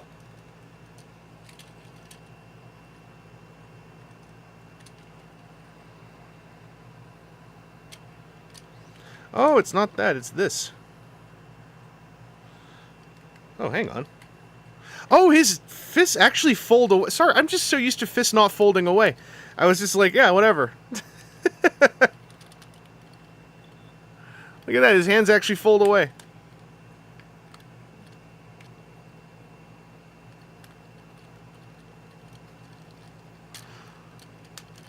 It's not meant to be a dig either, because, you know, in a way, having the fist just disappear into the meatball is like a clever way to deal with things. It's been a minute since I had to actually fold hands away with, like, a dedicated, like, cover and everything.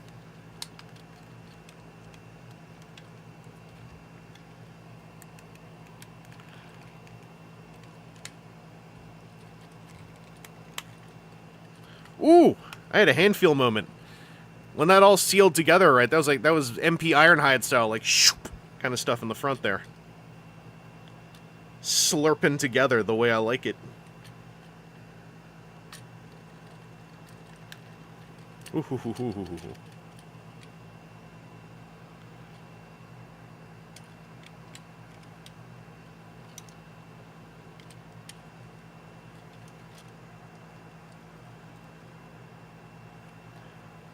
There's so many things going on. I like it. Makes me happy. What did those even tab into just now? I didn't even see.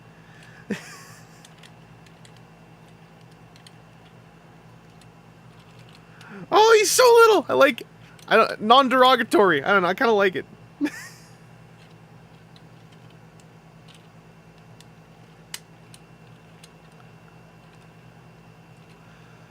I don't know. I'm going to say now, I didn't say this up front. I wanted to wait till I finished transforming him. I have actually heard an enormous range of feedback on this toy. Like all over the board. So, hot take at the front when I've transformed him once. I actually kind of like this. However, I will reiterate, I have heard feedback across the board on this figure. At first blush, also, mine had some jiggly knees. I think I can fix those. We'll see if I can fix them. You know, I'll give it the old college try. Do these match up? Oh, I thought for a second, these two holes were gonna match up with these two pegs, and that would have put me in a little happy place. I don't know why. Oh, how cool would this have been if this laid in here and, like, pegged in and these closed over top? How cool would that have been?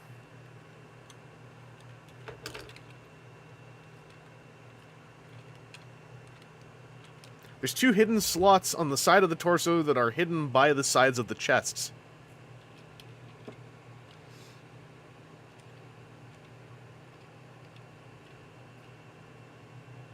Like, is that what was locking? You mean was that what was locking this stuff in, or are we talking about something else?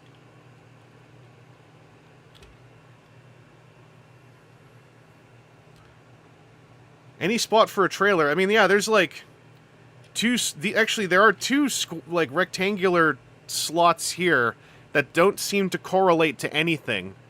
So that seems very trailer coded, but there's also two 5mm ports here. So there's like two distinct set of symmetrical locking holes sitting right there. Okay, maybe with the sword. That's what the sides of the legs pegged into. Okay.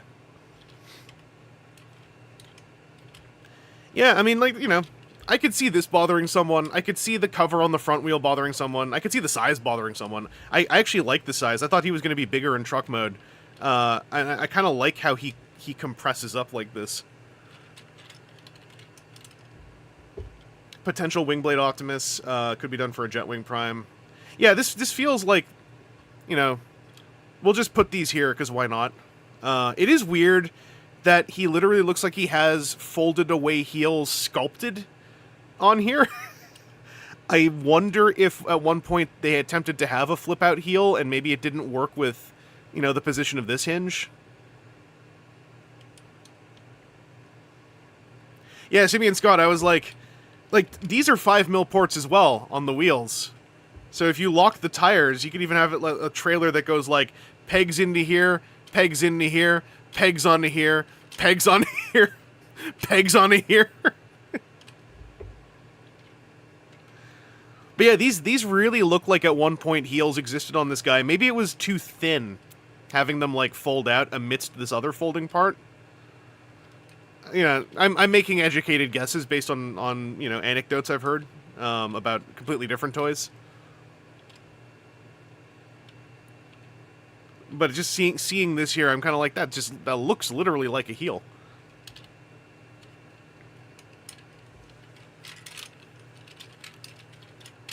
Woo! He's aerodynamic. That's not bad. I mean, in a spinning way. His mass, like, makes him really tossable like this. Clearly an homage to the old spinning waist gimmick. Nah.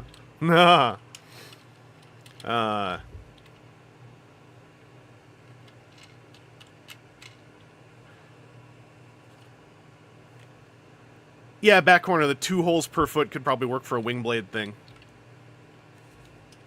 Keshmar Orange, silly little wheel placements that are strangely canon. Yeah, that too. Can he survive being thrown into a chain base? Like, that's basically a chain base. Seems fine. I'm gonna try to turn him back into a robot. I'm a hot shot. I take risks. Back corner, I do love how the 2 transformation hinges in the ankle can mean some supreme ankles if you're willing to unpeg it. I'll give that a try.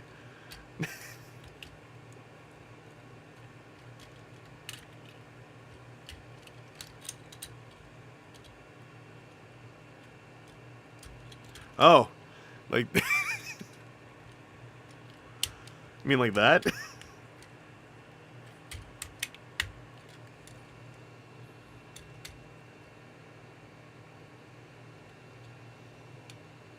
Oh, yeah. Big ol' step forward.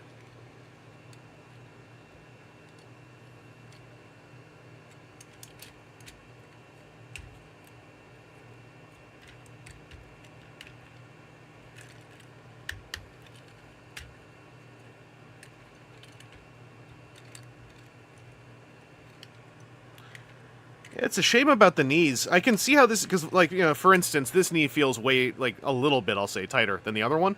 And I think this is just, like, the consequence when you rely on, like, a thick rivet for a hinge joint, is, like, the rivet getting punched in adds a massive amount of heat to the plastic that could warp the hole, like, just ever so slightly, but also just enough to, like, loosen it. However... Oh, that's interesting. I wonder if these little, like, nubs here were for, like, maybe there was at one point going to be a small ratchet system. Because those are the kind of, those are where, like, the ratchet, ring, that's where its outer little locking tabs tend to exist, or, like, these little ridges here. I was just gonna say, these ridges mean I have a perfect access point to paint in some varnish to, like, tighten that up. Back corner, pointing out, because we're there, seamless Gur truck. Yeah, I think you're right. Actually, you could even leave this locked. Oh, no, it's better if we go down a little bit. Like, there's the Gurwalk mode pose, right? Swooping in like this. Yeah, the teeth ring, Keshmar Orange.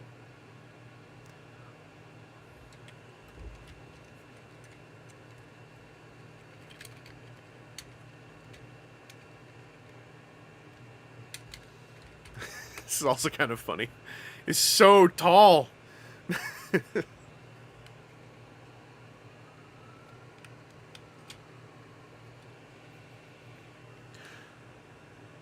Oh, ideally, Made with the Sword reminds me. Ideally, I've been testing out here and there gloss varnish for a lot of things. A lot of super glue-oriented thickening tricks, gloss varnish is actually really good at doing as well, and it's way less chemically intensive than super glue can be.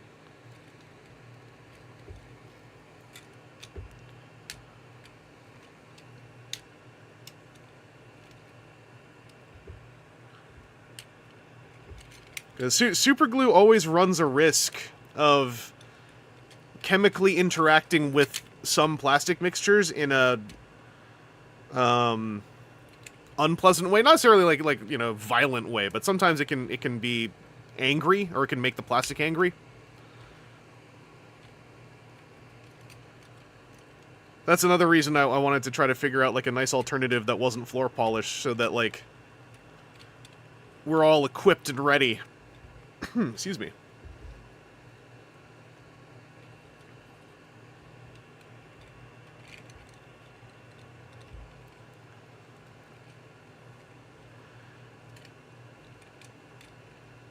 Yeah, brushable crazy glue would be the one to use. That's also why the varnish is so good, because it's already designed to be brushable or airbrushable. I don't know why you'd ever do that for, you know, this case, but like using a paintbrush is the way to do it. Like, I was saying this on another stream, if I could ever go back in time and just like beat one idea out of younger me's head, it would be the whole like use a credit card, use a Q-tip, use a piece of plastic card thing. It's just like use a paintbrush. I used to think paintbrushes were so valuable, that's why. Like, I thought paintbrushes were like super expensive, because I was so Games Workshop coded. I was like, well, paintbrushes are they're like $8 or $9. Ugh.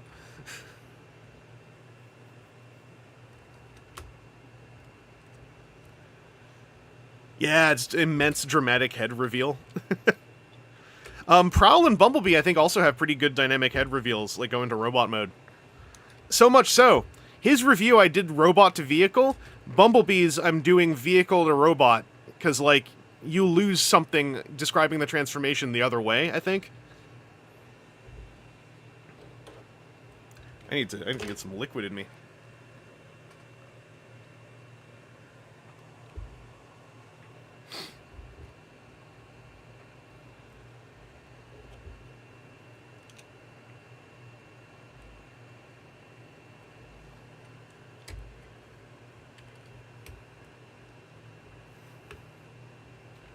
It's one paintbrush, Chris. What could it cost? $9?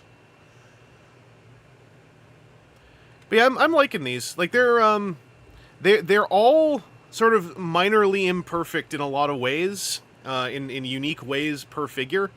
I don't think any of these are like the best of the wave for my own tastes, which is a shame, because that's kind of like what I was hoping for.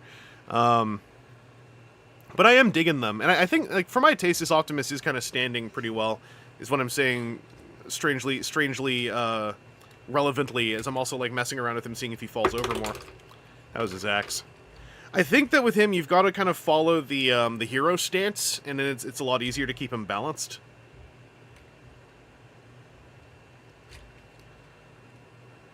Back corner. These recent waves feel built for vehicle to robot in a way most TS don't usually seem designed to prioritize. I kind of see what you mean, yeah. And I saw the point earlier. I do hope that animated universe Bulkhead and Ratchet are things on whiteboards. I would like a plump Bulkhead, because the Legacy one is still a pretty like muscular Bulkhead, and for animated I really would prefer a plump one. Although he also fits in with like a little headcanon thing of mine, and this isn't meant to like make it work for anybody, but like when I looked at this Bumblebee and the kind of odd decision made with his legs, right? I was like, this Bumblebee is like, the Legacy universe is trying to slot him in where Cyberverse Bumblebee would exist, since Cyberverse Windblade is there. And I kind of like the idea that, like, that's what is happening to Prime Universe Bulkhead, is the Legacy world was kind of trying to slot him in where animated Bulkhead is supposed to be. Because, like, we don't know what the Legacy world is. So, I kind of like the idea of the Legacy world is trying to be all universes at all times, and is trying to force some characters to be like multiple versions of themselves. Like Shadow Striker's another great example. She's Cyberverse Shadow Striker, who has demonstrably been warped into, I guess it's Wings universe, OTFCC universe Shadow Striker. And there's something kind of neat about that to me as a fictional idea.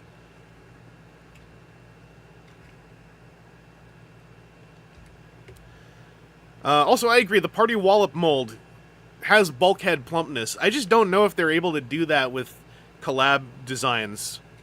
Because those so far, it's only been a one-way thing about like any kind of repurposing.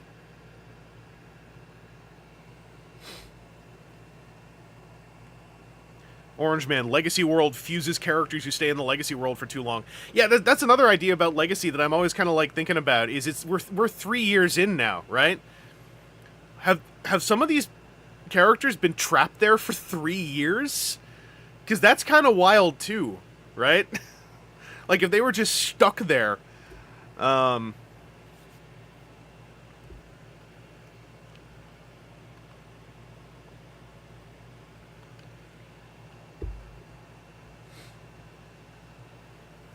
I don't know, that hound was remolded out of our, I asked some people I knew workplaces. That hound was actually a partial done out of classic character Detritus. Which, interesting decision to make. I guess if you're gonna get hound in there some way, you gotta do what you can, but...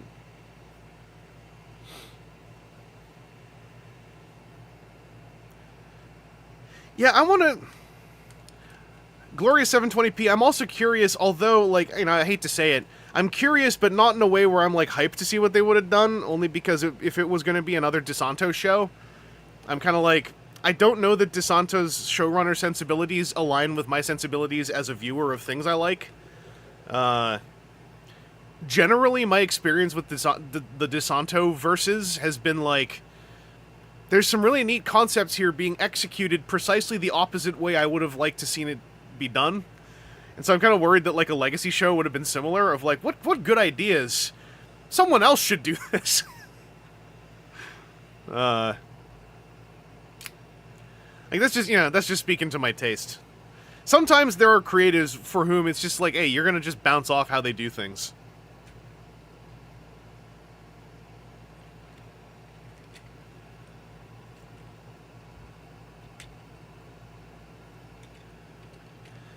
The only reason I feel like I can make a statement on, like, the DeSanto verses is because there are 2 entire ones now, and I watched them all. So, like, I feel like I'm okay to, make a minor assumption about, like, a new one. But, who knows? I could be wrong. I could have been wrong.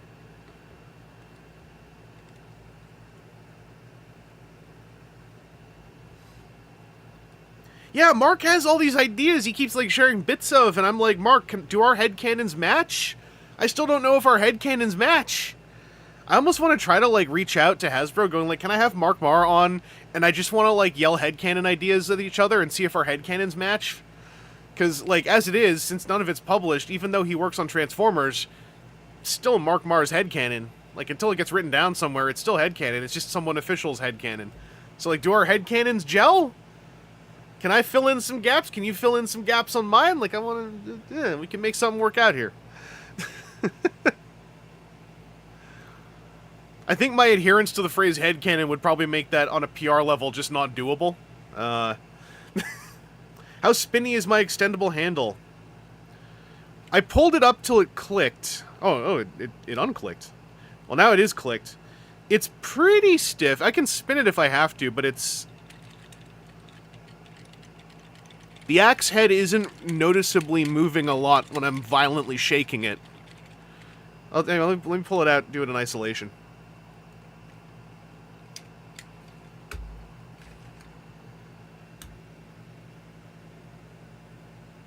Okay, if I wind up, you can see it's changing position. But I have to wind up a lot. If I'm holding it like this... Oh, wait, I span it that time.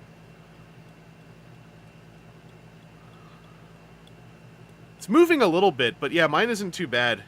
If I'm not clicked... Like, if I'm here, then yeah, it's pretty bad. But mine has two pretty distinct click-ins that are stiffening it. Oh, actually, the bottom one is a little bit looser.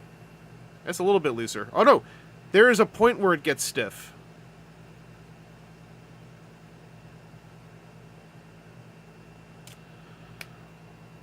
But yeah, if the Canadian ones... Maybe... Because the Canadian ones, I think, came, like, at least a month or 3 later than the first run.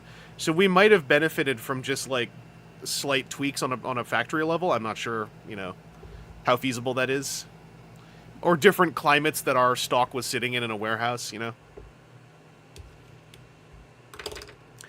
Gloria 720, someone else brought that up. Mine is fine, but I can feel where the nub is. The nub is right there.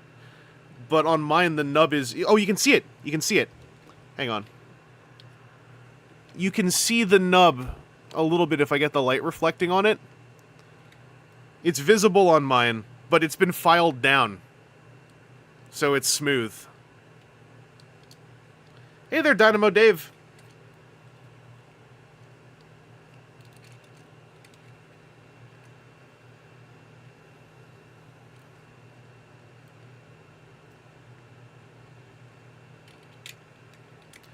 Back corner. Imagine Strongarm telling Tarn he's under arrest and him shooting back with "I am the law." Yeah, there's so many character interactions that, like... That's why I just went to headcanon mode immediately, because I'm like, there's so many character interactions that, at least in my head, play out in some very cool ways. So, I'm, you know, whatever happens, I hope Mark can get his thing out there. Even then, though, if it doesn't match with some of my ideas, I'm sticking to some of mine. I like some of mine. The noble Decepticon leader Motormaster who's never met the Stunticons before. Meeting 4 Stunticons who work under the nefarious and incompetently violent Menasor, who is Titanium's Menasor. And then together, you know, this Motormaster introduces the Stunticons to the idea of a good leader and loyalty. And they introduce him to the idea of working with others and not on his own. And that manifests as that Menasor, you know? Yeah, we're good, we're good. We got it. We got it already. Canon's complete. I got very specific tastes, obviously, but... Ben Walters, would you recommend Prime or Thundertron? I mean, I've been happy with both of them. Demonstrably, by everyone's talking, it sounds like Prime has room for some jank to happen. But, like, that seems like something you can't really check, right? Until you've got one.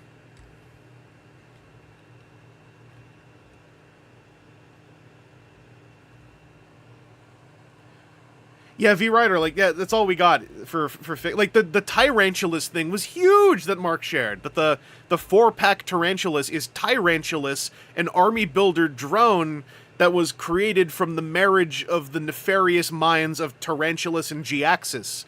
And I'm like, there you go, there's some stuff happening, yes!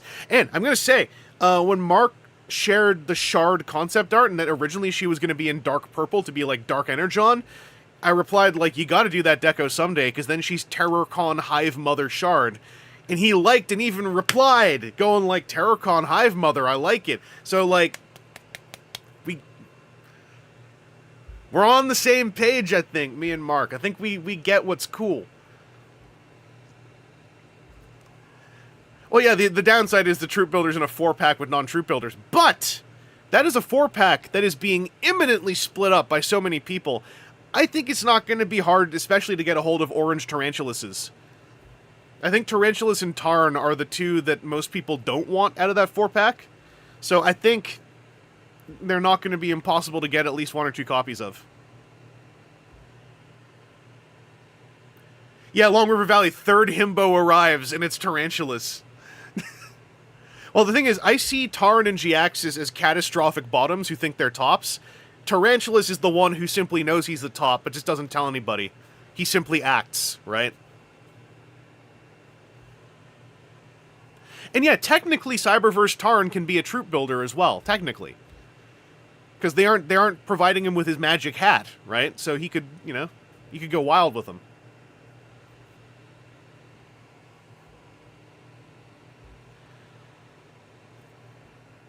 But But yeah, like, my copy of this is feeling fine. The knees also... Truly, the knees feel like they might change in the next 3 days, as I have had some joints change on toys. So I kind of have to let him... I gotta let mine oxygenate for a little while outside of his twist ties. I know there's no window box, but still, like, getting them out of package sometimes seems to, like, you know, moving the parts. It's like it works some of the juices out.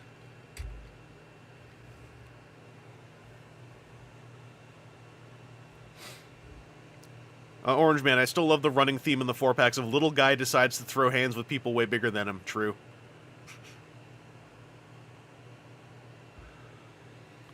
But yeah, both, like, you know, if I'm gonna, like, hot take capsule... Like, I can't review these. I literally just opened them.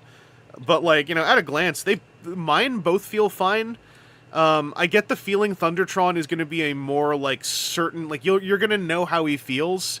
Animated Prime seems to kind of vary a little bit, depending, like, is your nub smooth in here, right? Are your knees a little floppy?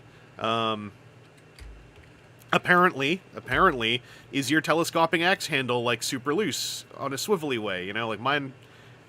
Down here, it's a little bit weird, but, like, right here, it's really happy.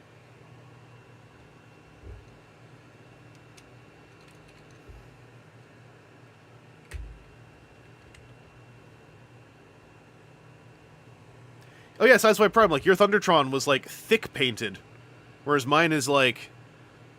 normal. I had a better way to put that, I guess, but, you know, normal. Oh, yeah, he's still got the peg leg, Chris, and also, we discovered, April confirmed, this is a 3mm peg leg with a 5mm top. So you can stick effect parts on the end, so he's, like, shooting people with the peg.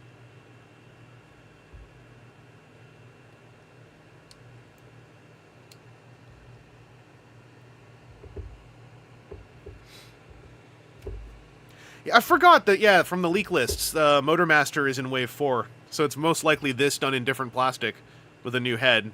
So yeah, that could feel different. There's also a faceplated head in the tooling, so between that and this, I do wonder if maybe there is a, like... I mean, Gen Selects, I guess, is kind of, like, quietly ended. I'm just gonna say Gen Selects. There's probably, like, maybe a Gen Selects Wingblade version of this, possibly somewhere in there.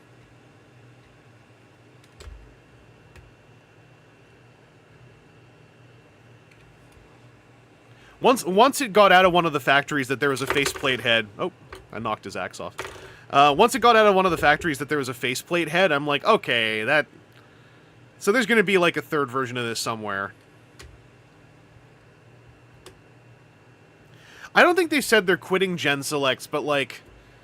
I feel like Generation Selects just kind of quietly been wandering off over a hill, while Buzzworthy has been thriving. Sideswipe Prime, second one is the leak list Motor Master that is most likely this. I mean, let me preface that. The leak list Motor Master could be anything, really. But it seems likely it's this. But who knows, right?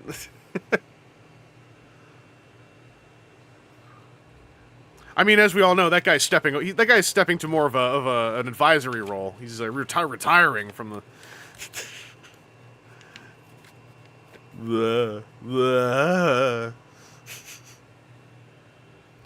Yeah, it's... Oh, yeah, the Autobot 5-pack is selects. So yeah, they're still kind of around, but yeah, they're not...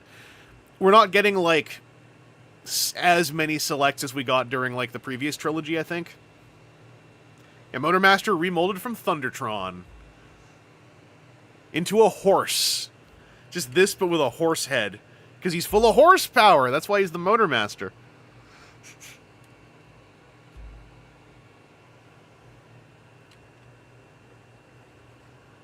Oh yeah, I could see a Toxitron. I mean, Toxitron, it would just be a straight repaint. I could see that too. Well, Chris Muse, the face mask version, it means that there's a face mask in the tooling, but I'm not used to them just saying, like, alright, here's the toy again, but with the faceplate. So, like, I feel like that probably would be something that's going to get banked in with, like, some other kind of color scheme, or some kind of wing blade parts, or, you know, something that makes his box different.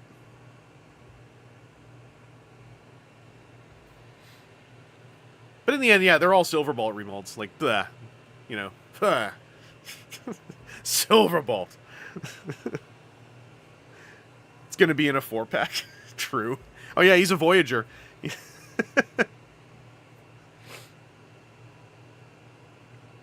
Animated Shattered Glass would be so fun. Even if it's just the one, I think that would be kind of cool.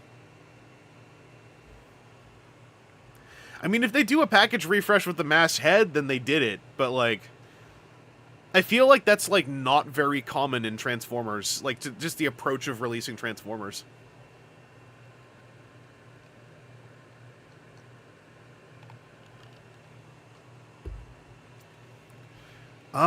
Oh yeah, there was a whole thing with Kingdom Megatron in his faces. Wasn't that... My instinct is to say that was like a factory error, but now I don't know why I'm saying that. So I'm not sure if I'm just subbing in that as a phrase to explain it. Because I know that we know there were other Megatron faces, but that was, again, just like these exist in the tooling, and someone swiped a tooling thing that had, like, the other face on it. Because, yeah, there's also the T-Rex head.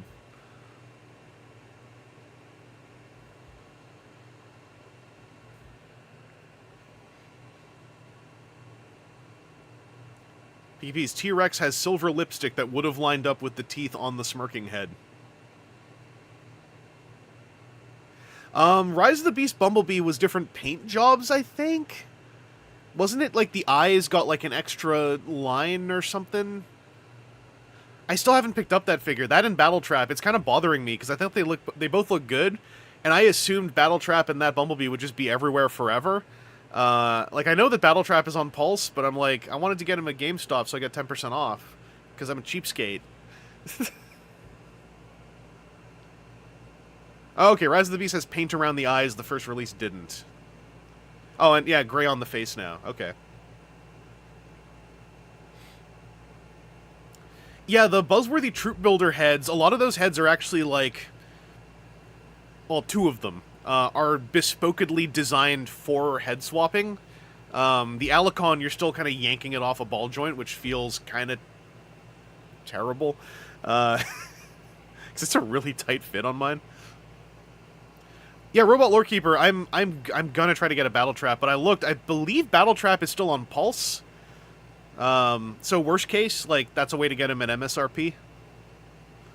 I checked it a while ago, though. It might have changed since then.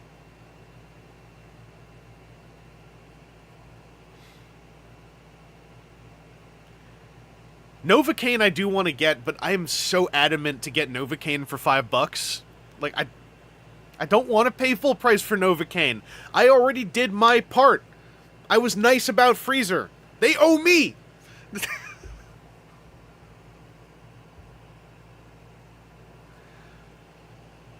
Oh, Battletrap is not at Pulse? Damn it. I thought he was at Pulse. Urgh. We'll figure it out. We'll find him. Because I still really like the Studio Series Nightbird. I actually really like this figure. And it made me kind of wish, like, I know he's not as good, but I was like, damn it, now I really want to get Battletrap.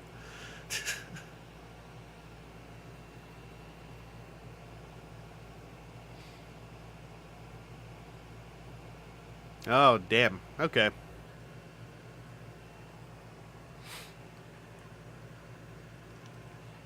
Orange Man, that's where I'm at Mirage, too.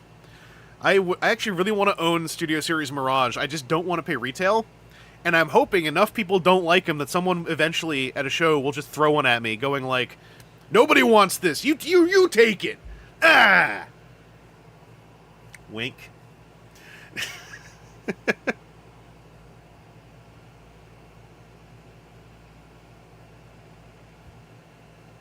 Yeah, Battletrap getting a mainline basic style figure would have been cool, because he's just a big guy. And he would have fit that vibe, I think, pretty well.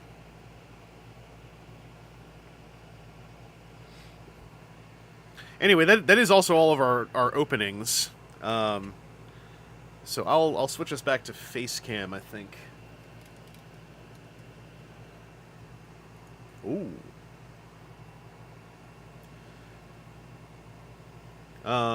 Scourge got a... Well, Scourge got some mainline stuff, but they were all in the gimmick lines. They weren't in the core line. Well, the core mainline. You know what I mean. y'all know what I mean. My face when I try to talk about all the different Rise of the Beast lines.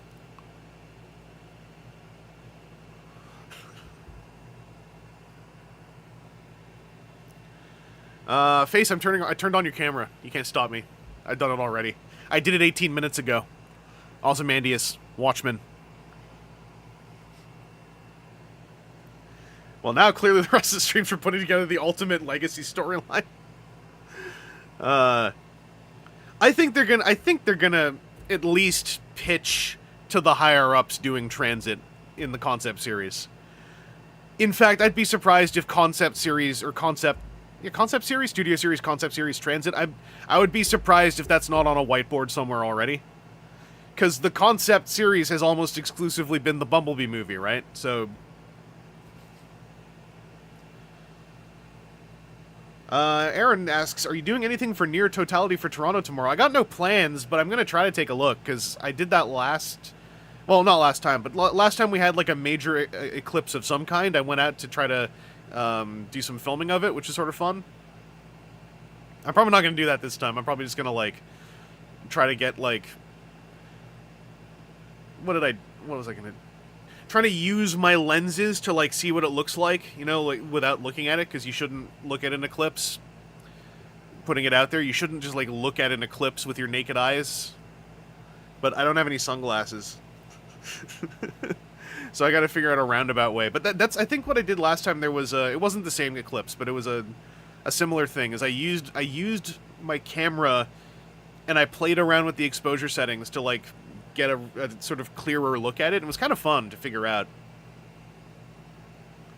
Got any welding goggles? I do not.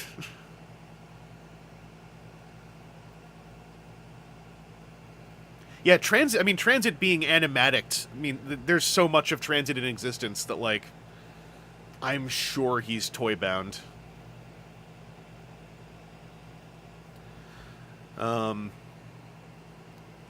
I have been eyeballing some... I haven't got any of the concept series stuff, because, like, I'm still trying to keep my pre-ordering on a very slim level.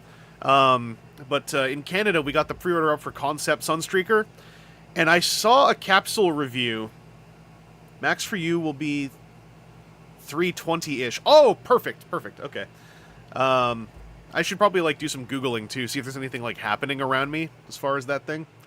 But, what was I talking about? I saw a capsule where it was like, someone got Gamer Edition Sideswipe and Concept Bumblebee Movie Sunstreaker, and, like, Sunstreaker was real good and Sideswipe was, like, real bad, was the capsule review. So I was thinking of just pre-ordering Concept Sunstreaker, but then he's marked as coming in stock in May, and I'm like, perfect. But then I'm, like, looking around at the world, and I'm like, if I pre-order him, he's going to come in stock, like, tomorrow. And I don't want to buy a deluxe right now. I just bought when I picked them up yesterday. So I'm holding off for now. But I'm taking risks. I was eyeballing Frenzy. I do want to pick up Frenzy because I like the Soundwave. But our core classes cost just enough that, like, I do kind of pause every time there's a core class figure I'm interested in. Right now, the only one I really want to pay full for is Mohawk, and I missed the window on getting him easily, so I'm kind of, like, just sort of waiting right now. And Frenzy, from what I looked at, was kind of like, I like him, I just don't know if I want to pay $16 to $18 Canadian for him. So I'm like, I'm at a point right now where there's going to be, like, figures I like that I'm going to let not get pre-ordered and just take risks on. Because also I'm heading, like, towards a TFCon in the summer. And who knows if I catch any neat deals at that TFCon, right?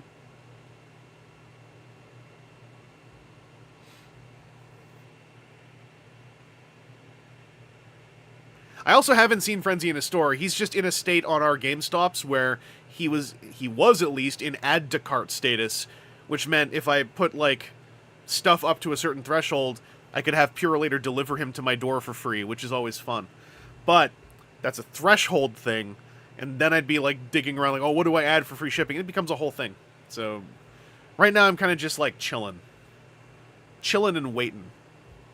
Same thing for Concept Megatron. He's on Amazon in Canada, but at full MSRP, and he's kind of sitting there.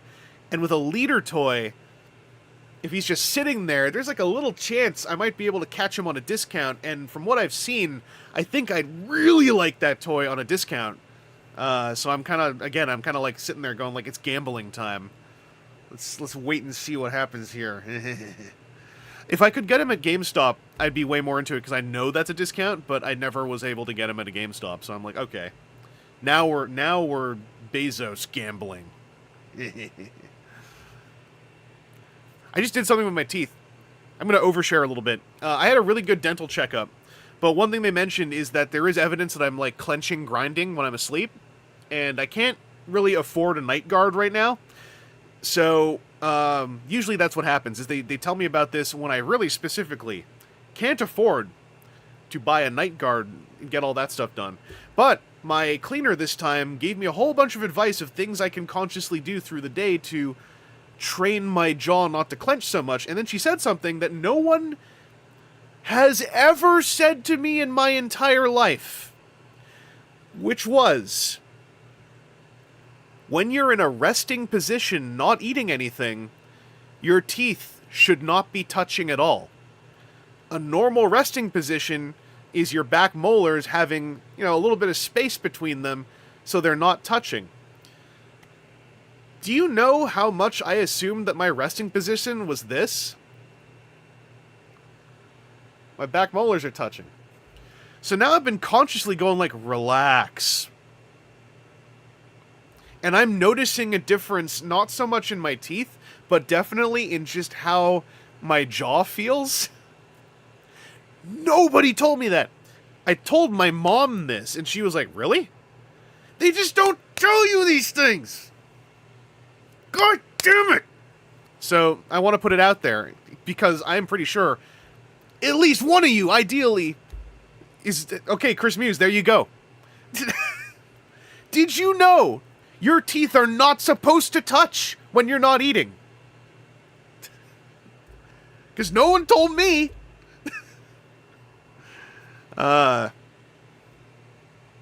It's like, think about it. Like, because you might not be clenching a lot, but even just think about if you feel your teeth touch when you're not eating, just have a little conscious moment of like, oh, stop doing that. Open your jaw a little bit. And I was like, damn, my jaw feels like it's learning muscle movements that it's supposed to know already. And I'm like, what the Why did I go through a K-12 system that never once told me this?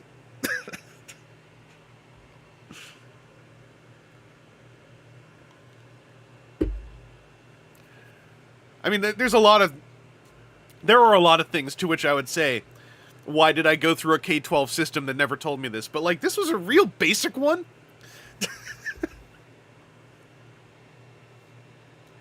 Anyway, because my teeth are, like, for whatever reason, like, I don't, like, mistreat my teeth, and I get regular cleanings, but I'm not, like, a super diligent, brusher. Like, I'm one of those, like, 1 or 2 times a day kind of people, right? But the only major damage on my teeth was evidence of some wear and tear from grinding. Because, as was explained to me, like, the thing that can do the most damage to your teeth inside your own body is your own teeth. PT, correct. No dentist... Excuse me, let me back up a bit. No dentist told me that either!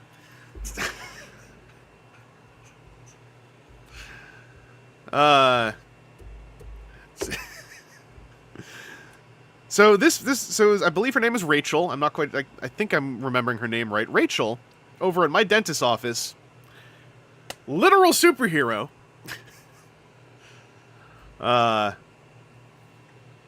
like, I don't know.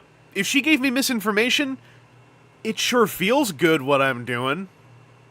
And the idea that my teeth contacting each other for no reason is bad for them seems pretty reasonable. I don't know. Yeah, the grind never stops.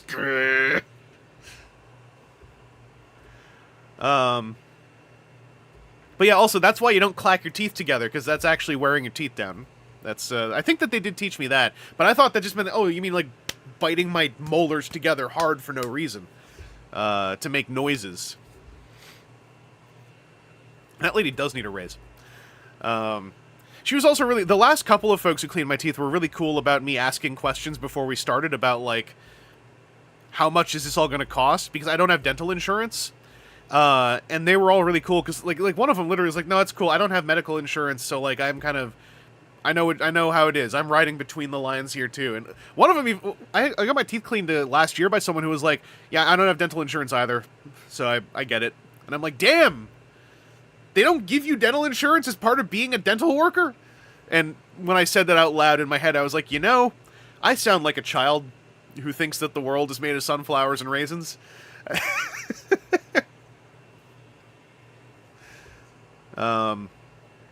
Chris Muse says, I grind and I'm autistic, so grinding doubles as stimming. I constantly catch myself. Yeah, I would clench my jaw. I do it sometimes when I'm not thinking. I've noticed it now, that one of my ways of, like, kind of like, you know, a little, like, you know, one of those, or, you know, one of those, like, oh, crack my knuckles, you know, roll my head a little bit, thinking motion. One of them was clench my molars, like, not clack, but, like, put them together and squeeze and release as, like, a thought muscle action. And I'm like, why do I do that? Damn it! I also had, very briefly, I didn't action upon it, because, you know, I thought ahead another second. For, like, half a second, I was like, oh, if I feel my teeth coming together, I could just get my tongue in the way. And I kind of sat there for a moment going, like, you know, this is probably what happens in science a lot, is, like, you write down things that seem to relate to each other, and then you immediately write, but also that would mean I'd bite my tongue open, so you don't do it.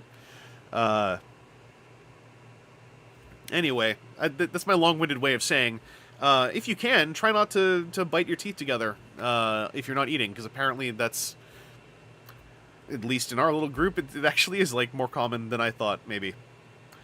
Certainly was common for me. Feels like we're commiserating again, like a TFCon.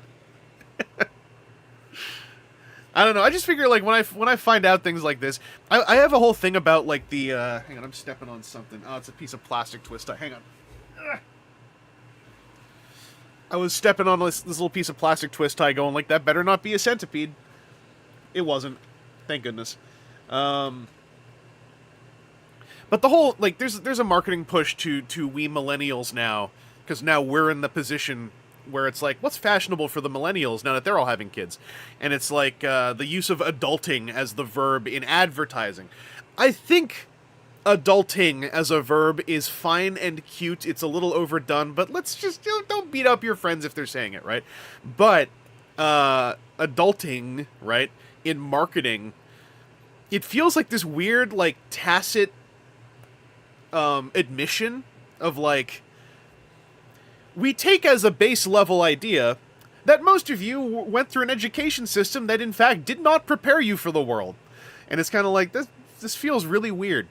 But as long as we're all just on the same page, that we all got to kind of pass each other information to fill in the gaps, then hell yeah. That's why, like, as in a general approach to life, I try to be really just open and clear about my ignorances, and when people have ignorances and they seem kind of a little ill at ease about admitting them, I kind of just try to establish a tone of, like, listen, let's just lay it all out if this is important, because, like, I'm not gonna go like, did you hear Jerry doesn't know how to do all his taxes on his own? Because it's like, I never learned how to do taxes in school. Not a single thing in my K-12 taught me how to do taxes. Not one single thing. And I paid attention. They never taught us how to do taxes. The only reason I remotely know how to do taxes is because my mom walked me through some stuff of how to use another system to do it. And even then, because I'm a freelancer, like, my version of taxes is real loosey-goosey. Whilst being real detail-oriented. There's no autopilot. I have to fill out a bunch of forms on a thing. And nothing in my education system taught me how to do that. There's just this sort of jump where it's like, all right, you graduated. Now you know how to do it, right? And it's like, no. No, I don't. Yeah, Jeff Leavitt, that is my one and only problem with the word adulting, is when it is in marketing. Because as you said, quote, when marketing uses common jokey terms like that, it's not your word, corpo. It's the language of the people. Because also, let me say this on the Canadian side. Never feel bad if you have trouble figuring out your taxes. In my opinion, after this many years, right, of being a freelancer, doing all this, they design it so it's hard to do. Because they want it to have this pallor over it and this intimidating fear factor. They want it to be unpleasant. I believe that is a designed element of the system. I'm not going to go super deep into my reason why. It's not conspiracy stuff. It's more so, I think, just about, like, making the average citizen feel vulnerable. And I'm talking about the Canadian system. I know I see laughs in American, so...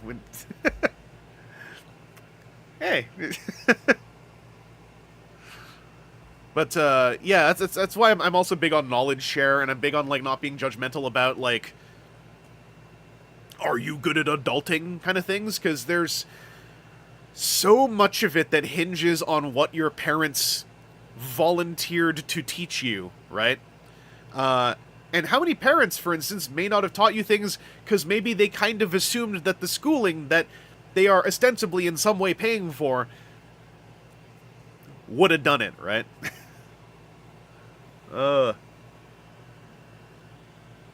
Cooking's a big one, too. That's one where I really want to disseminate info, because, like, cooking is so not hard on certain base levels. It is difficult from person to person on higher levels, but there are a lot of very base level ideas that are intimidating, but they are way less difficult than they seem, because so much food education right now, how do you put this? It's YouTubers, right?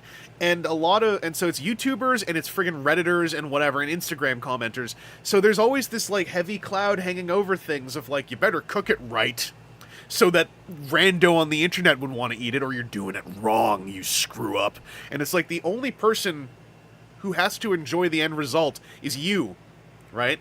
Because 99% of us are cooking for ourselves, so you are the only one whose opinion actually matters. So outside of you might be making stuff that is terminally unhealthy for you, don't worry about the other stuff. Do you burn your garlic a bit, but it tastes good to you? Then fine, burn your garlic a bit, go for it, whatever, who cares? You know? But yeah, like, Long River Valley, I also enjoy cooking. Like, I don't enjoy all cooking, but, like, there's cooking that I like, that I enjoy, and whenever I do it, I'm saving so much money, too. And I know what I'm putting in me on a higher level. Like, I'm using pre-packaged oils and whatnot, so there's always going to be, like, the well actually right in there. Yeah,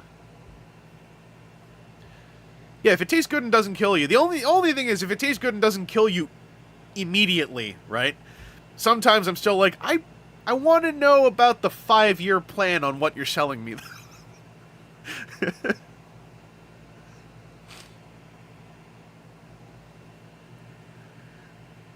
Like, I keep an eye on, like, sodium percentages and sugar percentages. For those are the two I look at the most, for various reasons. Sodium's the main one. It's mostly because, like, when I started looking at sodium percentages, I got real salty, about, like, how many things I thought didn't have tons of sodium and actually did, and I was like, some of this sodium, actually the sugar's worse about this, but I was like, some of this stuff, I'm not even tasting it. So it's affecting me, and I don't even get to enjoy it. And then I get, like, really annoyed. Sugar's the big one, because, it's like the sugar is in there to add, like, the slight addictive factor, more so than the flavor of the sugar. Then I'm like, I'm not even getting to enjoy the sugar. It's just you've piled extra in there for a chemical reaction or whatever, but it's not in there for me. I'll take it easy, Adamus Prime. Oh yeah, I should say, I like cooking. I don't really do meal planning. I'm not organized enough to do meal planning. I just am sometimes like, I want to cook. I'm gonna go buy things to cook, and I'm gonna make enough to last me for at least 2 days. And after that, who knows what happens? Ransom Fern, that is absolutely real. Quote, The hardest part of cooking for me is the emotional activation energy required to get started doing anything at all. That is absolutely legit. I think that is where figuring out small, short-term things is also really helpful. Like, you know, sometimes I don't want to make a stir-fry because I have to prepare 7 to 8 different ingredients, and I know I have to clean everything afterwards. But sometimes I'll be like, okay, canned tuna, spoonful of laugan ma, dosing of salt, dosing of paprika, a little bit of black pepper, why not? Mix it all up, maybe cut up some superfood vegetable in it, like a piece of celery or a piece of fennel, green pepper, mix it all up, have it with some crackers. That's still cooking. You know, that's not like heavy cooking. Maybe one could say that's parallel girl dinner, I don't know. But like, that's still to me the same thing. It's like I took a can of something and I added something to it. I added a superfood vegetable to it, mixed it around, had it with some crackers. I don't have to clean anything other than the bowl I put it in. That's another thing I think about cooking that I never used to think about, but I think it is very true, that it is easy to think of cooking as the biggest version of it. Whereas to me, cooking is even as simple as like what I just described, right? I'm gonna uncan a can of fish, mix some stuff into it so it's not just a can of fish, have it with some crackers, and we done. You know, get a red bell pepper. Learn do a little bit of knife training so you don't hurt yourself. Figure out how to cut up a red bell pepper. You're just throwing out the core, and you can eat the rest of it raw. Have it with some dip if you got dip. Yeah, I mean, microwaving a bowl of soup can be cooking, especially if it's a soup you made, right?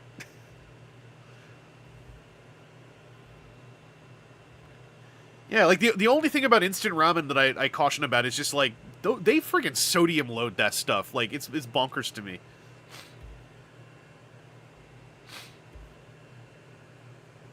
Like, that's what I've been trying to pivot towards is they sell at the grocery store across from me, like, a 3-minute chow mein that is just, like, it's like 2 or 3 ingredients, and you just boil it, and then you have the noodles, and then you add stuff to it. That way you're in control of what the sodium level is. And the stuff you add to it can be as simple as, like, you know, boiled an egg, chopped up a green pepper, spoonful of laugan ma, mix it around with the noodles, we good. Really, with the instant stuff, like, it's mostly just, like, the way that they instantify the noodles and, like, the powder. So, like, if you can get around all that... Because also, like, the noodles I buy are so dead-ass cheap. Because I used to do a lot of instant noodles, but then I'd get, like, the over-sodium stuff where, like, your cheeks get all mealy. And I was like, this sucks. So I tried to figure out how to get that same quickness and the same satisfaction, but, like, with less sodium. Which, at the end of the day, right, it's in service of me. It's like, I don't like the mealy sodium mouth that I get, so how do I desodium this? A little bit. Oh, what's up, Eric? I'm kind of winding down. Take it easy, Chris Carnage. Jeff Leavitt, my go-to has been chicken and mushroom quesadillas. I mean, that sounds sick, though. Like, if you've got the chicken and mushrooms, right, like, unless you're, like, just buying them frozen, that's fine, too, but if you're actually able to, like, prep just a bunch of chicken and mushroom, just put it in a Tupperware, and you go, like, quesadilla time, crack it open, just slap some down, pan fry them for a minute, I mean, I guess that's meal prep level, but to me, that's just leftovers. Like, when I make taco filling, my friend Holly taught me a really good recipe for taco filling out of pulled pork. I just make a pile of that stuff, and then, like, just dump most of it in a Tupperware, seal it, and then, like, for the next 5 days, I'm like, I'm hungry, I want tacos. Scoop, slap, fry, eat, there we go, we're done. You know, it's, like, so straightforward. Yeah, D Rice Raid Fanfics YouTube. Good name. The instant noodles I get, they're just, like, I think it's, like, $5 for, like, 8 pucks of noodle, of chow mein. Yeah, Zero, I agree. Like, yeah, meal prep can just be, I think it's not that is, but it can be a fancy word for leftovers. And it is a good thing. Like, if you cook and you've got 2 to 3 days of food out of it, like, then you've done the work once for like 3 future yous, and you should feel badass about that. And then when you become future you should be like, what a badass I was. You know, look into the sky at past you. Take it easy, Axsmith Aaron. Rare steak, Axsmith Aaron, Esquire. Have I seen the upcoming Ultraman arc? I haven't. I'm kind of behind on all my tokusatsu stuff. Bunnies. I haven't been in the Toku mood for a little bit.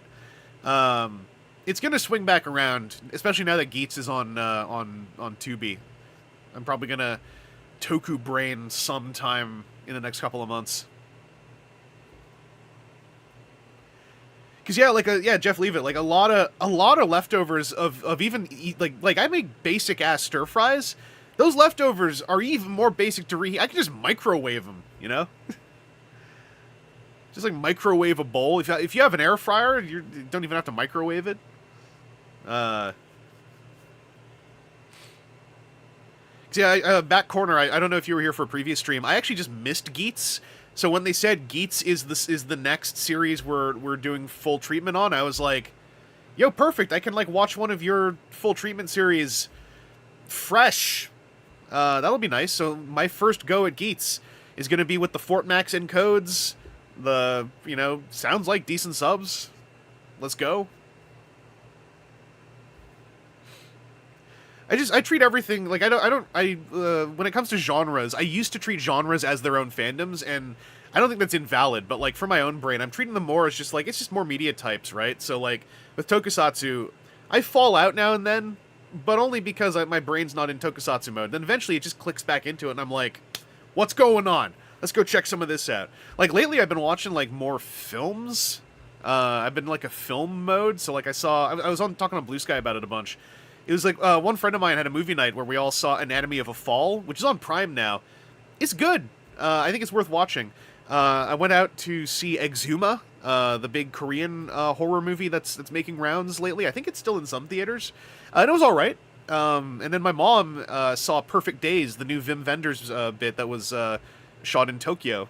And I watched that. Perfect Days made me cry twice. I really recommend Perfect Days. It's such a chill movie. It's just following a guy who's a janitor. He's specifically a toilet janitor in Tokyo. Originally, it was going to be a micro documentary about the kind of famous Tokyo toilets, and then it turned into a sort of like very laid back feature film. Wim Wenders doesn't even speak Japanese. He just likes Japan, so apparently he directed the entire thing through an interpreter. Very little dialogue in that movie, but it's so fun to watch. Like I really liked it. I did cry twice, and it's a chill movie. It wasn't cry like in something where you're like yeah, or where you're like mass tragedy happens. There were just these two like utterly beautiful moments that made me get so choked up, and they were completely low key. Like people have described Perfect Days as like an ultimate Buddhist movie. I don't know, but like I do highly recommend it. Perfect Days is on Prime as well. It's playing at the TIFF Lightbox right now in Toronto, so I don't know if it's in some it might be at like some indie theaters in your area. And yeah, Orange Man, I agree. Like crying in a chill movie can be a fantastic feeling. I'm not used to it with chill movies. I was really. I had to pause the movie. I was like, what's happening? I had a real one of those like cartoon villain moments where I was like pausing the movie and going, like, what? Nan ka kore wa kono mizu. What is this leaking from my optic units? Is this what you humans call tears?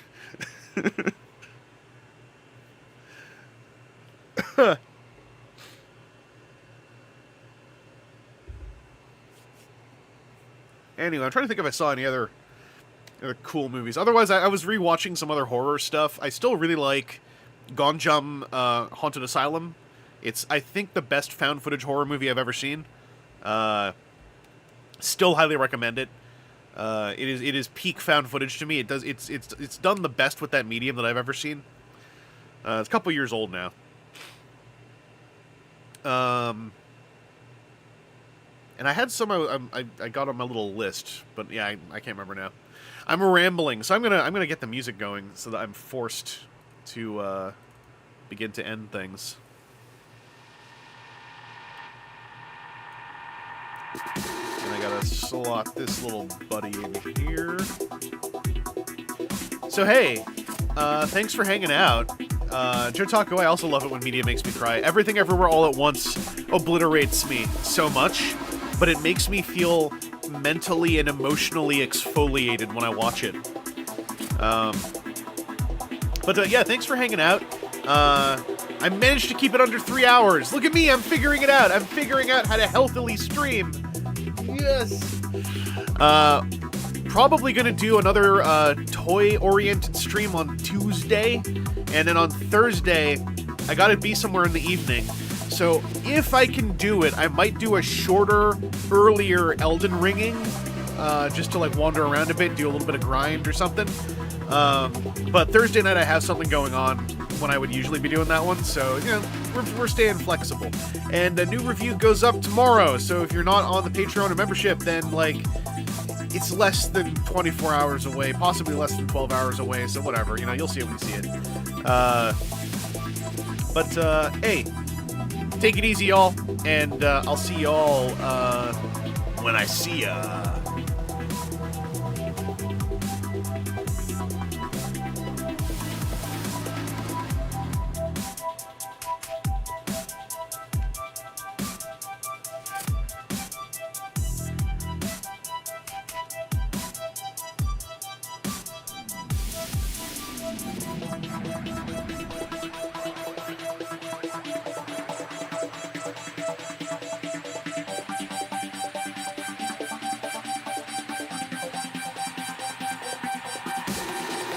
Pork on